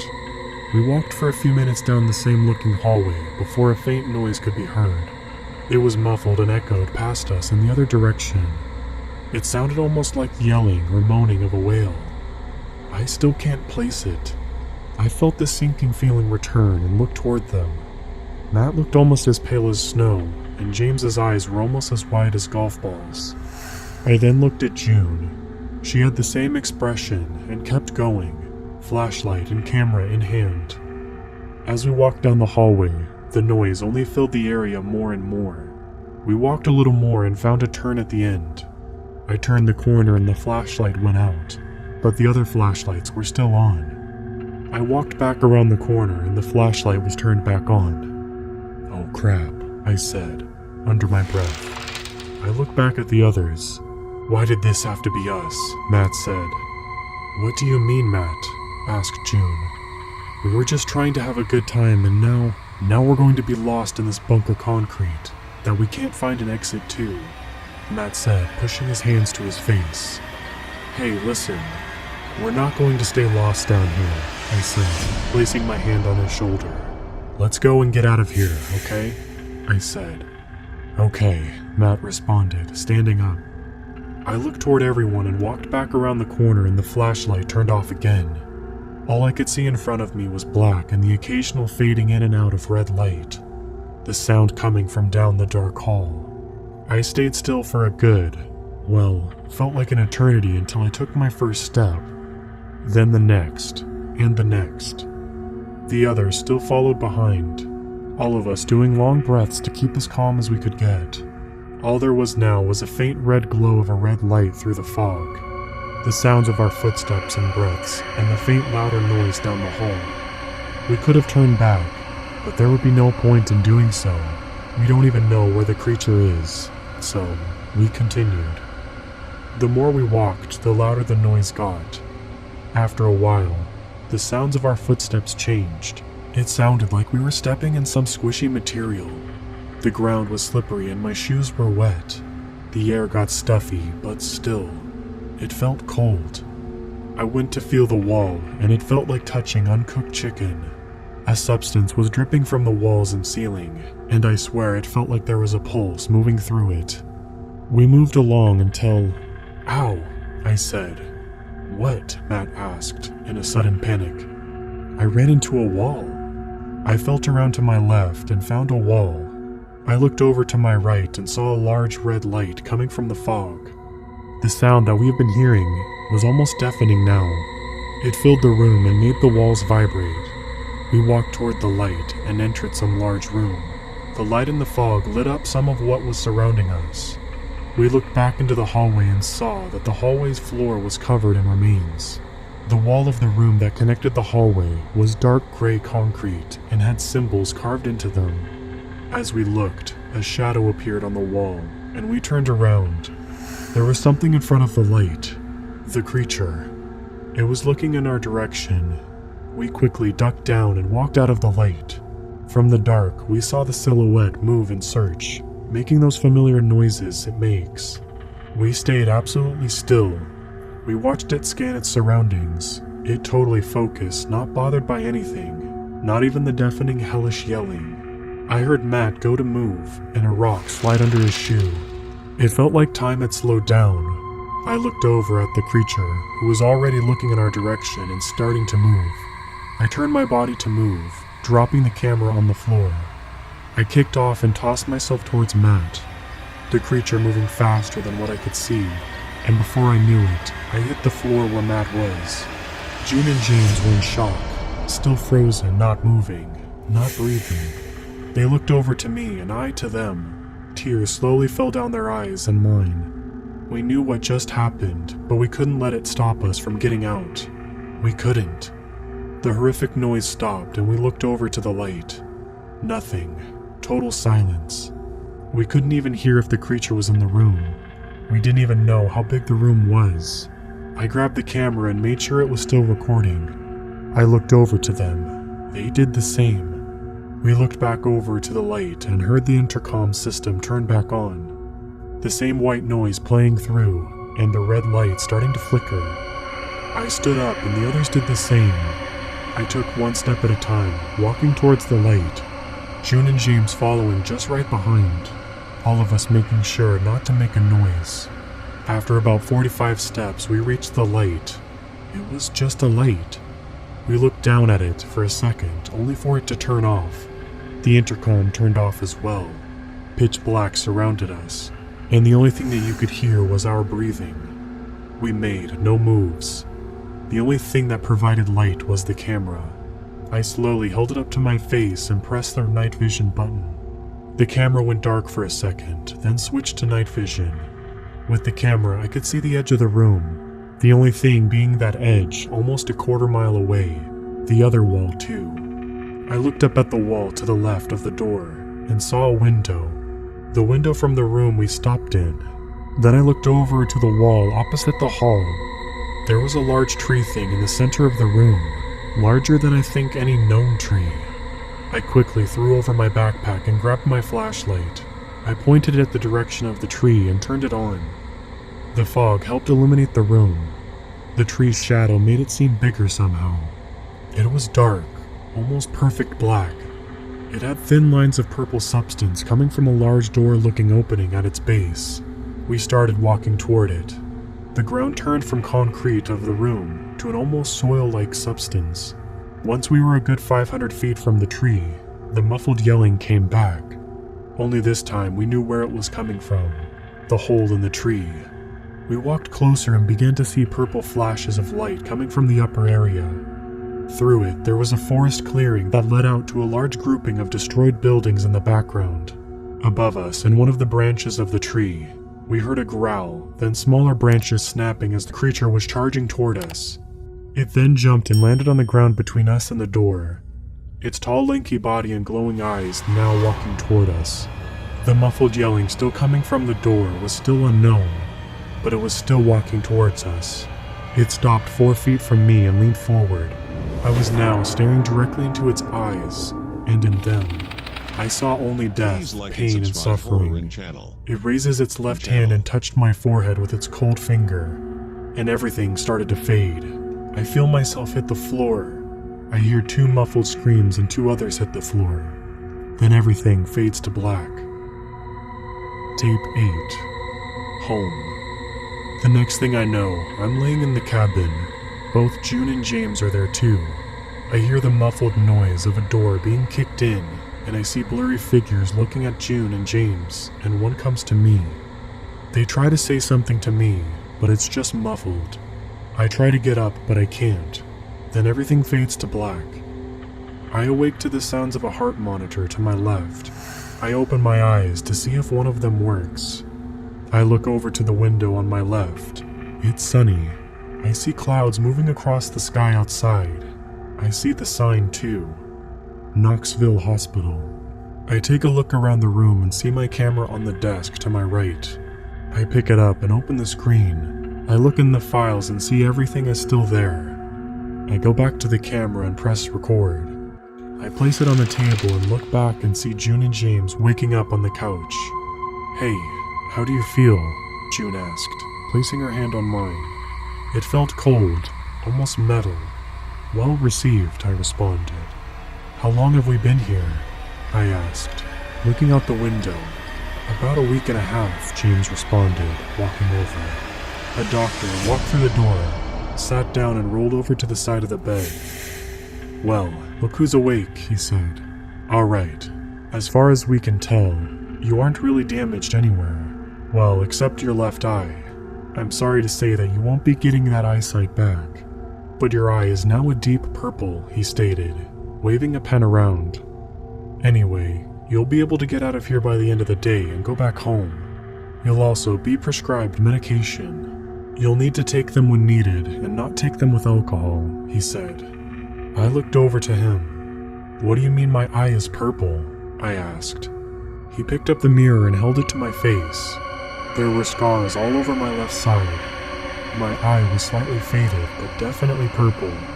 "So, the end of the day, right?" I asked, still looking at my face. "Yeah, we'll come release you in a few hours. Rest up," he said, walking out of the door. A few hours later, the doctor came in and discharged me from the hospital, and we walked to the entrance. The doors of the hospital opened, and I stepped outside, and I don't think I could put into words what I felt to feel the cool autumn breeze on my face, to feel the sun warming the area around us, just for a moment. I forgot all about what happened, and just took in the fact that I was alive with my friends. We found my car, got in, and drove to our small town, a good few miles north of Knoxville. I dropped James off at his place and just hugged him. We both cried tears of happiness because we were just able to have this moment. After that, June and I drove back to our place across town. It's been about 2 months since that day. We have lived happily since all that happened. I've found that James is now more open to people, and that after all June and I have experienced together, she wants to get married. But I don't sleep well anymore. I get nightmares of that place, of Matt. I've had his parents ask where he's been, but I can't say anything. Only that I haven't seen him for a while. I started recording these tapes a few days ago. I guess to try to comprehend everything that happened. It's something that I haven't put much thought into lately. Now that I've said everything I needed to, I finally put this whole thing behind me. But sometimes I look outside, only to see 2 yellow circles looking back at me.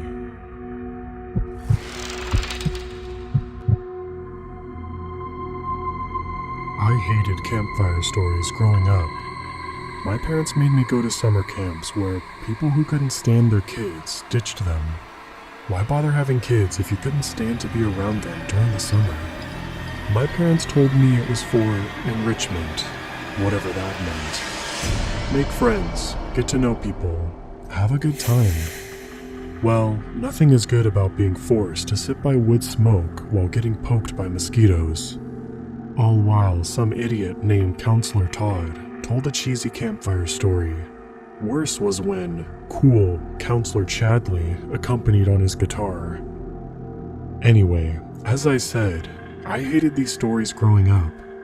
I always had really vivid dreams, along with an overactive imagination. Those stories that blurred the lines between reality and fiction made both go haywire, and my mind became trapped in a spiral of what-if scenarios. always watching the shadows of the cabin walls as the moonlight made the branches stretch like fingers, feeling breath on my ear when it was just the AC. The groan of my bunkmate's bed springs was some horrible criminal dragging his sickle along the floor. I think the worst story that Todd ever told was about the deer woman. It was nothing like the Native American tales of shape-shifting women where men are lured away to be stomped by their hooves, or stories of transformation. No, Todd's deer woman was something much more scary. It was something like this woman was driving down a road close to camp and hit a deer. Upon impact, she went through the windshield and collided with the deer. When the police and ambulance arrived, they found the deer, the crushed car, and a set of red footprints leading off into the woods. They never found the woman. Legend says she still haunts the forest around the camp to this day. Todd said this to his terrified masses. The shadows playing over his face made him look demonic. After enduring 3 weeks of Todd's dramatics, I was over the spooky firelight trick. But the story freaked me out. I already detested the idea of driving. The very thought of driving alone some dark, winding road only to slam into a deer was terrifying. Then, mix that in with having my broken remains smashed with the deer? F that noise. The other stuff about the woman walking away to haunt the forest was obviously BS, though my fear of anything Servine in nature wasn't so sure. Don't judge me, deer are freaky looking, and have you ever heard an elk bugle? Haunting. So, the story itself was playing on my imagination a little. Anything vaguely horn-like had my skin crawling, which my fellow campers thought was super hilarious. Then the night only got worse. It was already late. Being in the middle of June, the sun was still lighting up the sky around 9 p.m., so the scary stories hadn't commenced until about 10 o'clock. Now the horrible hour of midnight was slowly approaching, and tonight was supposed to be a camp-wide hide-and-seek spotlight tag event. The whole thing sounded horrible. Why allow campers armed with only a flashlight and wits to hide anywhere on the campgrounds? There were restrictions, like no one was allowed to hide in the woods. Still, the situation sounded dubious at best. Nevertheless, campers who saw the flawed logic of such a game were not permitted to stay on the bench. So, I played against my will. At first, I tried to hide somewhere obvious, so I would be found and made to sit out early. That plan was foiled when Counselor Chad came up and looked at me with that expression you'd give to an obnoxious toddler. "Come on, dude," he said in his Chadliest tone. "I know you don't like these games, but you gotta at least try, man. I'm gonna turn around and count again, and this time, you better find a good place to hide, okay? 1, 2, 3. He was really going to make me do this. Fine. If I had to play, I'd play to win and give them a scare for once. I ran from my spot under the picnic tables down the road toward the best hiding place I knew. About half a mile from the actual campgrounds sat a collection of abandoned buildings that had been part of the camp at one point. All of the buildings had fallen into despair. Some had boarded windows and doors. The areas were littered with broken glass, many of them stuffed with old furniture and hardware like ovens, fridges, and those serving tables you'd see at buffets. Plenty of broken bunk beds, mattresses, dressers. In other words, things to hide under. Was I afraid of the potential spider or tetanus hazard? Sure. But the drive to stick it to those annoying camp jockeys spurred me. I'm still not sure about what happened after that, after I found a place to hide. Tucked away, under a collection of discarded bunk beds, I watched the windows for signs of the flashlights. I felt pretty proud of myself, not gonna lie. They would probably be searching for me for hours. Would I get in trouble for this later? Probably. Would I get sent home? Oh God, I hope so. I remember being in that abandoned cabin for a long time. far longer than I thought I would be. I didn't have a watch or phone with me, so I couldn't tell what time it was. Boredom started to take its toll after a while. The longer time went without any of the counselors coming to find me, the more I considered crawling out of my hiding place and walking back to my cabin. A horrible stench reached my nose just as I decided that enough was enough. It was probably the worst thing I had ever smelled, and someone exploded a can of fart spray in my high school woodshop class last year. So that was saying something. Whatever it was clear that something was rotting nearby. I hoped it wasn't anywhere close to my hiding place. You think I would have noticed sooner. But then I heard a sound of something walking. I say something and not someone because the rhythm was off. There was this kind of lopping, dragging noise. There were too many legs for a person, but it wasn't enough for an animal. Step, step, step, drag. Step, step, step, drag. The hairs on the back of my neck and arms stood up. A knot formed in my gut, and a little voice of self-preservation screamed that something wasn't right. The sound drew closer, the scent of rot growing more intense with each step. Then my ears caught the inhale and exhale of ragged breaths, as if whatever it was attempting to breathe through a wet towel. Something fell in heavy drops onto the ground, like someone was carrying a bucket of water and some of it was sloshing out.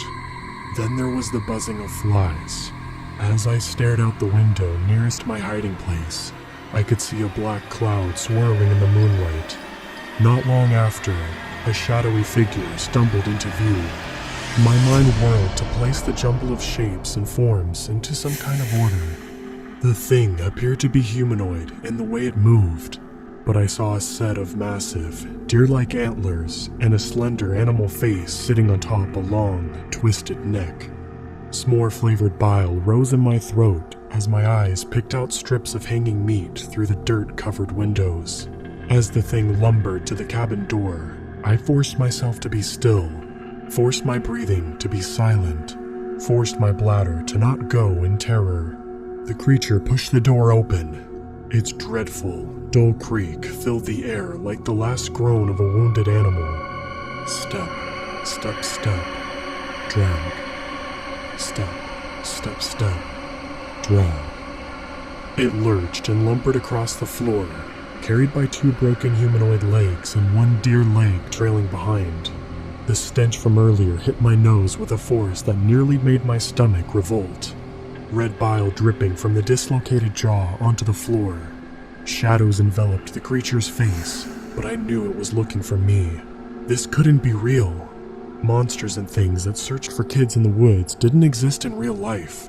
This had to be some kind of a sick prank Todd and the others were playing. Someone, one of them, had to see me running off to the abandoned camp area.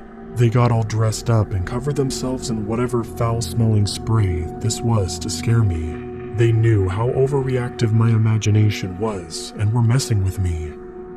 The thing grew closer. If this was a prank, it wasn't funny. I wanted to scream for whatever it was to stop it, go back to camp and tell the others that they had found me. However, something in the back of my mind clamped down on my voice. A primal sense that screamed that this thing was not a person. Step, step, step, drag. The creature stopped in front of my hiding place. My stomach rolled with the stench of decay. What little light shined through the grimy windows illuminated pale, misshapen purple-blue legs. Bones crackled as it bent in half to peer into my den. Red and maggoty bile dripped from its broken deer jaw and one of the empty sockets. Warm, putrid breath hit my face, and I could feel myself fill with nausea on the edge of release. We stared at each other for a mind-numbing amount of time. Silence stretched on and weighed heavy and cold. Not knowing what else to do, I pointed one trembling finger toward the door. With a voice filled with tears and terror, I said, The hospital is that way." The dear woman continued her silent stare for a few more minutes. I thought my racing heart would get to me before she decided to, as I stared into her one dull black eye. Then, like a rubber toy, her body slumped in half before rolling back up. Each of her vertebrae popped and cracked as she stood. Finally, she turned and made her slow, shambling way out of the building, and away in the direction I pointed. Step, step, step, drag. I'm sure I passed out after she disappeared, or maybe I went into some kind of blackened out state of panic. I can't really remember. I know I had returned to the camp at some point, with everyone in a frenzy looking for me. Even the police and an ambulance had been called. Everyone was ready to give me a stern talking to, until one of the EMTs noticed the shock on my face. In a way, I got my wish, because I was taken to the hospital and later picked up by my parents to go home. And before you ask, no one believed me. Why would they? The story sounded impossible. I wanted to believe it was impossible because things like that aren't real.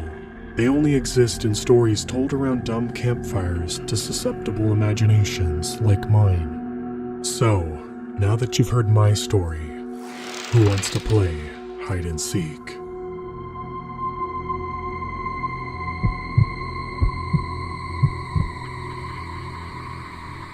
Bobby leaned his head against the cool glass counter. The gas station was empty. No one ever came down this way, and he doubted tonight would be any different. He often wondered why the hell he was here if only one customer showed up every third week. He did not wonder tonight. It was too damn hot. I should have called out sick, he muttered, rotating his head, making sure the skin never left the cold safety of the glass. The room spun around him. It was a dramatic and frankly goofy way of moving, but Bobby prided himself in finding little things to keep himself entertained. The thought of exposing himself to anything other than the cold counter was not entertaining. The security camera TV flashed by in one corner, the rows of cigarettes on the wall behind him, until finally the back wall of refrigerator doors. Even its cramped icy corridor would offer little relief in that hot, muggy air. Bobby slid off the counter and scanned the room. The shelves all sat with their products neatly organized. The coffee maker across the room blinked plainly, ready to brew for any would-be customer. There probably wouldn't be any. He stood and stretched, leaned over the counter to scan the parking lot. The gas station sat in the middle of acres of unplanted fields, with a single winding road separating the fields from a thick forest of pine. Bobby thought the fields were dried up and had never been told otherwise. He hadn't seen any farmers in all the years that he had worked here. It didn't bother him any. Most of the people who stopped in the gas station were locals who just happened to be at this end of town. Rarely did they ever come here by choice. Bobby sighed and checked his watch. He needed to pass the time, and the only thing that would help was to work. He wandered to the tiny storage closet to the left of the fridge doors and fished out a mop and a bucket. Cleaning the bathroom was rarely something he would ever volunteer for, but it would pass the time, and more importantly, it was cold in there. Bobby hooked his fingers around the "Out on Break" sign under the front counter and sauntered over to the front doors with it. A loud ringing echoed through the empty store when he pressed his foot on the doormat. The same bell would ring if someone stepped on the rug on the other side of the door too. Bobby rarely heard that bell. Should have called out today, he sighed to himself. Bobby hung up the sign and stared out into the quiet night. He wondered if there were any animals out there looking back at him from the woods. He pressed his forehead to the door and thought about all the things that he would rather be doing. It did nothing to help his current situation, but it was refreshing to think about all the things he could be doing when he eventually did have off. He rose, wiping the sweat from his forehead, and peered at the door glass. A wet, blurry smudge mark where he had leaned. Another job to make the time pass by. Bobby nodded to himself, grabbed the mop, and began wheeling the bucket towards the bathroom. As he sauntered towards the bathroom door, he missed the lone car speeding past into the dark distance like a bat out of hell. As Bobby propped the door open, he could not see the car wildly swerving across the center lane, over the trees. Lights had suddenly began to dot in the night sky, bigger than stars. No, closer than stars. They descended ever so gently, large groups of them converging toward the retreating vehicle. They were like paper lanterns dotting at the night sky. Lights began appearing in the forest in clumps. More lanterns. The car banked hard into the open field to avoid a cluster of lanterns that had exited the dense tree line. The car kicked up dirt and rocks and struck something incredibly hard. The front end bucked, bounced into the air, and dipped, sending the car flipping end over end. Its taillights swirled and danced through the night. It came to a complete stop, tilted forward in the dirt as if it had been sent from a cannon some miles away.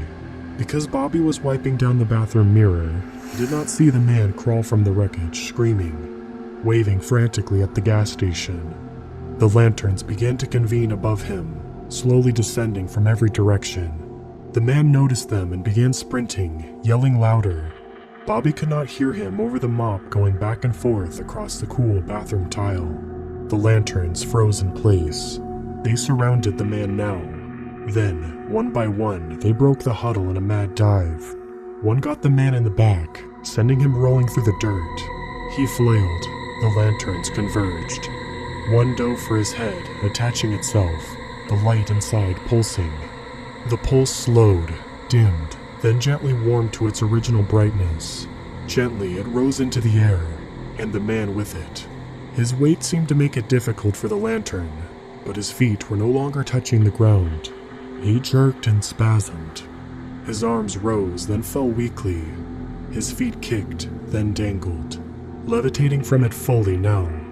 The man and the lantern began floating towards the gas station. As Bobby wiped off the sink and discarded the crumpled paper towels, the floor was still wet, and would need an hour or so to dry. He pumped the paper towel dispenser for a final wipe down. It was empty. More work, he muttered. He found the key dangling from his belt and fished out the one for the supply cabinet in the bathroom. He fished out a roll of paper towels and put them in the dispenser. He pumped out one piece of paper for himself, and left the other dangling for the next time someone used the bathroom. It would probably be himself. As he walked out of the bathroom, a loud thud echoed on the ceiling above him. He jumped. Something was on the roof. A group of somethings, by the sound of it. They were moving over the freezer section at the back of the store. Raccoons. It happened last year too. A group of raccoons had come out from the forest and tried climbing in through the vents to get away from the heat. One had succeeded and needed to be fished out with a net by the local PD. Bobby leaned the mop against the wall between the closet and the refrigerator doors. Inside the closet, he retrieved a broom and walked over to where he had heard the thud. He scraped the handle across the ceiling and banged the vent a few times. He had done this ever since the raccoon had gotten stuck, whenever he heard rustling above the freezers. It must have worked too, because no raccoon had ever gotten stuck again. After a few bangs, he had stopped and listened. The rustling continued. I really should have called out today, Bobby sighed. A raccoon had probably made its way into the vent, and he would have to go up onto the roof to confirm. He didn't so much mind the roof. Oftentimes, he would go up there when he knew for sure no one would be coming in to gaze at the stars, which was always. The latter was in the outdoor storage closet near the ice machine. He turned and let out a startling yelp. In front of him was the magazine stand, the gaudy, colorful covers all plastered with faces looking in different directions. It sat against the front windows, and there behind him was the man staring off into the sky. The man stood there, slack-jawed, wearing the most ridiculous hat Bobby had ever seen. His sudden materialization had surprised him. There was something clearly wrong with the man, other than the fact that he was staring off into space outside a gas station people rarely visited. Bobby had a run-in with a junkie 2 years prior. The guy had wandered up to the gas station, probably after hitchhiking, and just stood around the pumps. Bobby asked him if he needed anything, and the junkie just laughed hysterically before falling into a fugue state beneath the lights.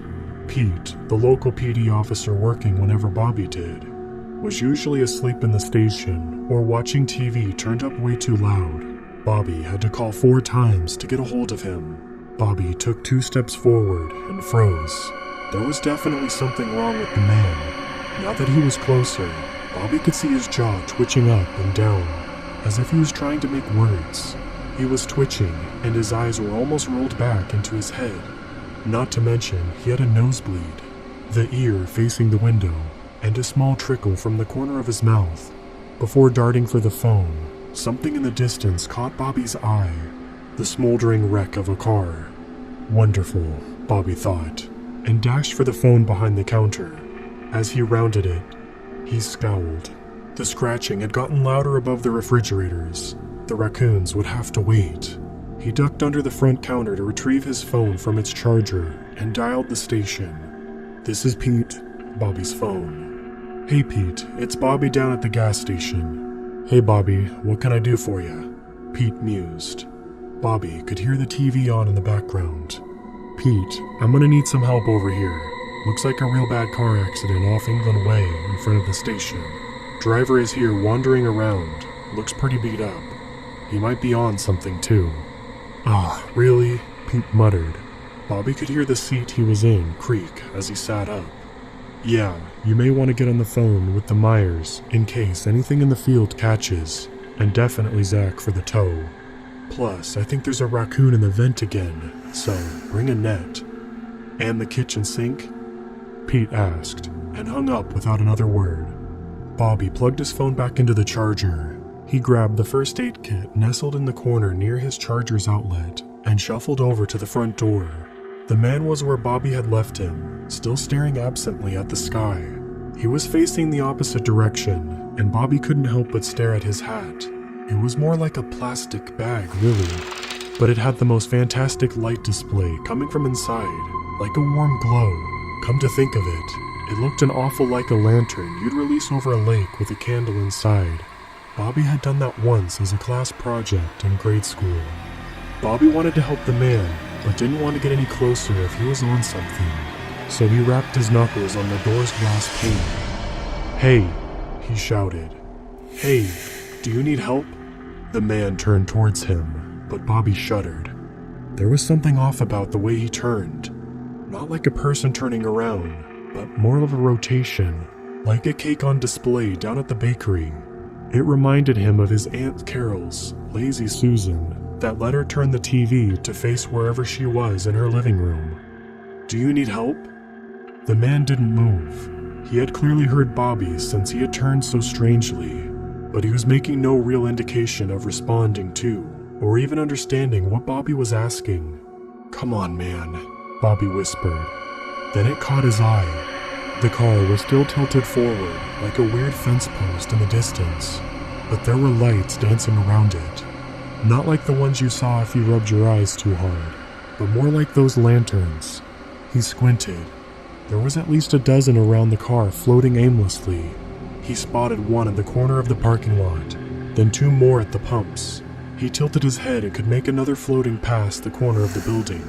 He turned to see if there were any on the other side and screamed, dropping the first aid box and scattering its contents all over the welcome mat and making the bell chime in the store. The man was nose to nose with Bobby on the other side of the door. Something was definitely wrong with him. Even though they were nose to nose, the man's eyes were still looking upwards, his mouth hanging slack. "Damn man, you on something?" Bobby shouted through the glass. The man gave no reply. Bobby knelt down to collect the first aid kit. It was one thing to deal with the car accident, another to deal with a bunch of trash floating around the station. But a junkie too? Maybe he had been driving a car filled with Chinese lanterns. "I am definitely calling out tomorrow," Bobby muttered. He put the last band-aid in the box and closed it with a snap. "Look man, the local PD will be here any minute, so if you could just wait by your car, that would be..." He stopped himself mid-sentence. He ran cold in shock. Bobby was still kneeling, but had raised his hand and saw that the man wore only one shoe, the other maybe having flown off in the wreck. He wondered in that instant how the man had been able to sneak up on him in the front of the door. The welcome mat bell never rang. The man was floating. Floating was the wrong word. His feet had barely lifted off the ground and were dangling, twitching every so often. Bobby forced himself to look up. He could see now that the man was floating mid-air. His arms turned slightly red. He wasn't floating. He was being lifted. The hat, it looked exactly like the lanterns he had seen floating around the property. But this one was on the guy's head, and it was pulsing. Not too much, but this close, Bobby could see it ripple and waver every so often. What he originally had thought, streamers hanging from a goofy hat, seemed to grip the man's skin and pull it upwards, some reaching nonchalantly in random directions. The man was being lifted by the lantern. Bobby noticed the man's neck muscles stretch from the weight of himself. Bobby took a careful step backwards away from the door. The man's hand went upwards, slamming into the glass. It stayed in place for a moment, then streaked downwards, creating a long vertical smudge. The man began whimpering. His face muscles began to twitch. His nose danced like he had a sneeze on the way, and his eyelids danced up and down. The corners of his mouth lifted and snagged, his jaw flipping open and closed like a fish. "Oh, Ben," he croaked. Bobby took another step backwards. The man's hand slapped against the glass again, dragging down to his side. His face twitched again, softer this time. The words came easier. "Oh, Ben." Bobby wondered when Pete would get here. Pete had a weapon, but so did Bobby in case of emergencies. It was in a holster bolted under the front counter. He had never needed it and had been explicitly told to never use it on anything. He questioned whether he would need it now. A crash behind him snapped his attention away from the floating man. The raccoon had come through the vent into the freezer, but the hair on Bobby's arm stood up and his heart jumped into his throat. There were no raccoons in the vents. It was the lantern. It drifted aimlessly behind the rows of drinks. Bobby followed the floating light. The vent crash had knocked over one of the freezer shelves, scattering milk and butter across the floor. The door was still shut, but there was nothing between the lantern and him other than glass now. He walked away from the floating man. "Oh, Ben." There was a plastic hard case above a sunglass display to his right, filled with several knives of different color and size. It had never needed a lock, and Bobby was thankful for that now. Still staring at the lantern, Bobby fished a knife out of the display box and held it between him and the empty glass freezer door. It was a comical hot pink with flames. Bobby didn't care. Whatever these lanterns had done to the man seemed painful. Bobby wasn't going to let it happen to himself. Bobby stepped closer to the glass and watched. The lanterns graced the floor, its tendrils, if that's what they were, gently swept around in every direction. Some of them would rise in the air and gently come to rest. Some touched the spilled milk and recoiled. The lantern bobbed and glided over to the door between Bobby and it. It was filled with light, like a shopping bag that they gave you at a local 5 and dime, covering a lone light bulb. Bobby's hands began to shake, but he held the knife in front of himself. Bending at the elbow, he got close enough to the glass. It happened very fast, so fast that Bobby fell backwards after the fact. Without warning, the lanterns reared backwards and lunged at the glass. The feelers splayed out in every direction. It had lunged at Bobby, but the glass held. He could see the underside of the lantern now, and it began shivering. It was filled with teeth and tendrils. The tendrils pulled at the glass. The teeth were all facing in nondescript directions. There were mouths in there. They had no lips and were lined with more of those horrible, jagged teeth. They bobbed open and closed independently of each other. Bobby needed the weapon now. The lantern pulled away from the freezer door. Bobby shakily drew himself up to a crouch. The lantern slammed forward and Bobby nearly fell backwards again, jutting the weapon forward in front of him. The lantern repeated the motion. The freezer door popped open, then closed. The mop still leaned against the wall 2 refrigerator doors away. As the lantern reared back, Bobby lunged towards it. He grabbed it with one hand and rammed it towards the refrigerator door handle. The lantern was faster, smashing forward and opening the door again. Bobby swung his hand out hard and caught it. The lantern was strong enough to open the door from inside at least, but it had used momentum. There was no strength keeping it open now. and Bobby was able to close it quickly with relative ease. He fumbled for a moment and then jabbed the broom handle between the 3 door handles, burying the lantern inside. Bobby was lucky. 3 more had just come through the broken ceiling. Damn, Bobby gasped weakly. He spun on his heels as he heard more banging from behind him. It had joined the floating man's slapping hand in a horrible chorus. The floating man had now started punching the window. The lanterns didn't seem to have much control over his bodily functions yet, as he couldn't truly form a fist. It had mastered the slapping motion, however, and now the man's half-formed fist smashed repeatedly into the glass. It left small patches of red, which spattered more and more with each hit. Bobby could see the man's hand becoming bent and his fingers in the wrong ways. The floating man kept going. There was, however, a bigger problem. Multiple lanterns had now latched themselves onto the front windows of the store and were attempting to open them in the same way the lantern in the refrigerator had opened the door. Their teeth-filled maws bared at the store, opening and closing in a maddening rhythm. Bobby wanted to look away. They drew themselves backwards and thrusted forwards, each at different times. Thudding into the windows, the glass would not hold for long. Bobby dashed for the front counter, just as the floating man's fist broke through the front door's glass in a spray of shards. He attempted to move through the opening, bumping into the rest of the door several times. Bobby fumbled, trying to unholster the weapon, afraid to take his eyes off the floating man. He had started to wildly swing both arms at the glass in an attempt to wipe away the obstruction, ruining the welcome mat on the floor. He was making progress. So were the other lanterns. The front window panes now bulged horribly inwards in numerous places. Bobby risked it. He bent his head down under the counter, found the weapon and retrieved it from its holster. He heard what sounded like an explosion of glass. One of the windows had finally broken in. He ducked instinctively, ran out the side of the other corner, aimed his weapon. Nothing happened. Damn it, Bobby screamed. His hands were shaking terribly now. He eyed the weapon frantically, searching for the safety. He remembered all the cop shows that always had the stupid criminals forget to take the safety off. Right now, he wished it was the latter. The lanterns which had shattered the window were thankfully still stuck on it, but 3 more were slowly floating through the wide gap. The floating man had successfully cleared the way of the glass of the front door too, and was now gliding through. Bobby found the safety, flipped it, re-aimed, and fired. The first one went wide and threw a bag of chips near the front door. It exploded, sending snacks into the air. It kicked harder than Bobby had imagined it would. He replanted his feet, took aim again, and fired off 3 more. The first got the floating man. He stopped, rocking back and forth softly from it, then began to slowly advance forward again, his feet grazing the shattered glass shards on the floor, with a sound like twinkling stars. The second one had also missed its mark, sending magazines tumbling off the shelf. The third got one of the lanterns still stuck to the glass center mass. It popped like a bubble, sending neon blue liquid across the overturned window.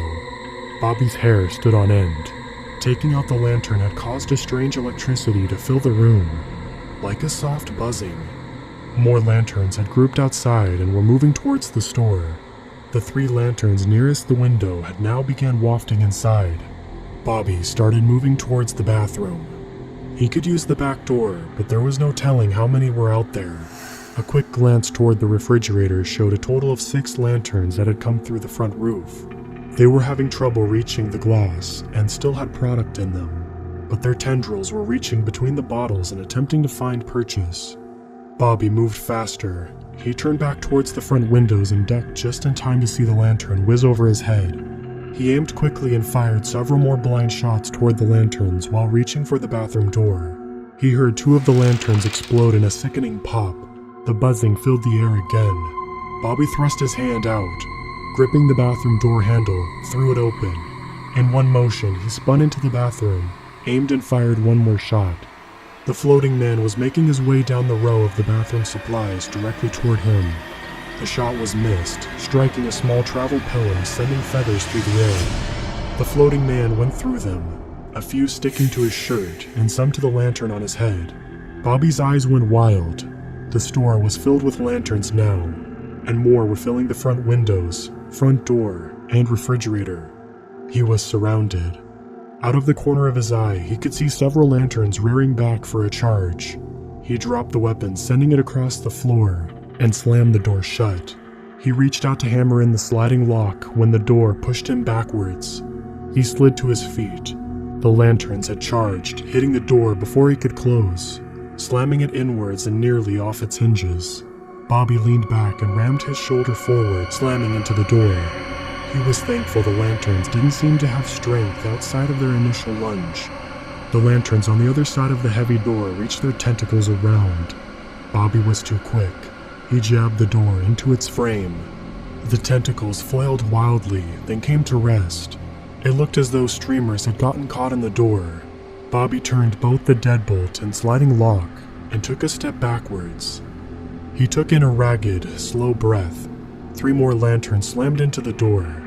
Bobby stumbled backwards, slipping onto the still wet tile, and hit his head on the sink with a wet thunk. He fell to the floor, landing on his back. The door had shattered, but the locks held. The door slammed 2 more times. For how long? Bobby's head hurt. He reached his hand back, running it through his hair. His hand was hard to focus on when he put it in front of his face. 3 more lanterns hit the door. A screw from the top lock flew out, bouncing next to Bobby.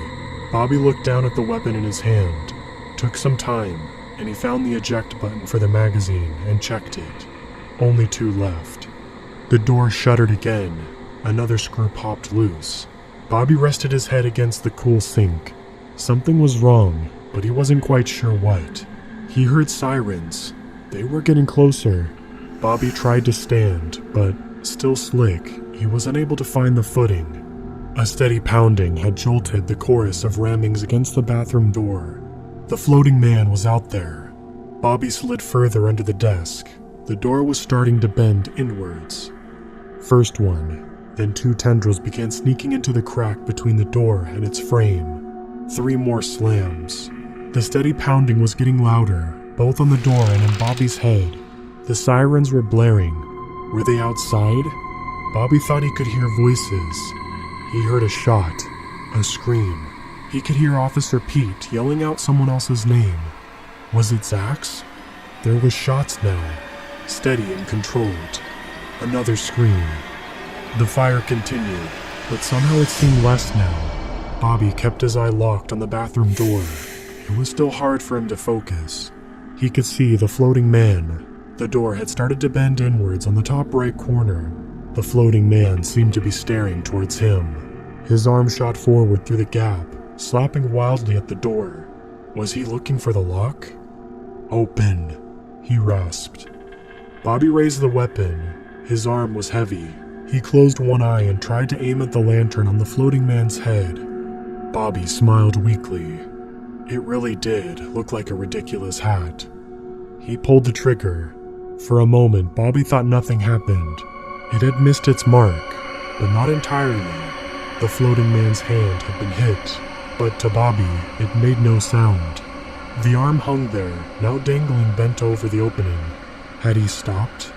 The door continued to shudder as other lanterns pounded against it.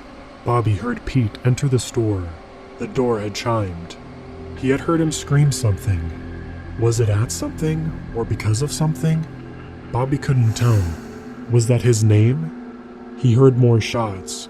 One of them dented the bathroom door. Bobby could see the protrusion, like a small pimple. 3 more, then a muffled scream. Silence. Bobby looked down at his weapon and back towards the door. The floating man's arm had begun to move again. His forearms wiped helplessly at the door's locks. It left streaks of crimson. Bobby squinted. Something was moving behind the floating man. Another floating man. Did it look like Zach? Bobby couldn't tell. He looked down at the weapon again. The door continued shaking on its frame. The steady pounding had doubled now. The thunderous slams of individual lanterns peppered the air in the chaotic chorus of noise. The top lock shot out with the last screw. The deadbolt was holding, but the door had begun to bend inwards at a faster rate, both above and below the bolt now. He had no way out. The lanterns outside had doubled before he had gotten into the bathroom. How many were there now? His help had come. It had gone. Bobby did not want to be a lantern's puppet like the floating man, probably like Zach now. Also Pete. He could see the additional floating men behind the one missing his hand. It was like they were in line waiting for the bathroom. They were in line waiting for him. I should have called out of work, Bobby chuckled.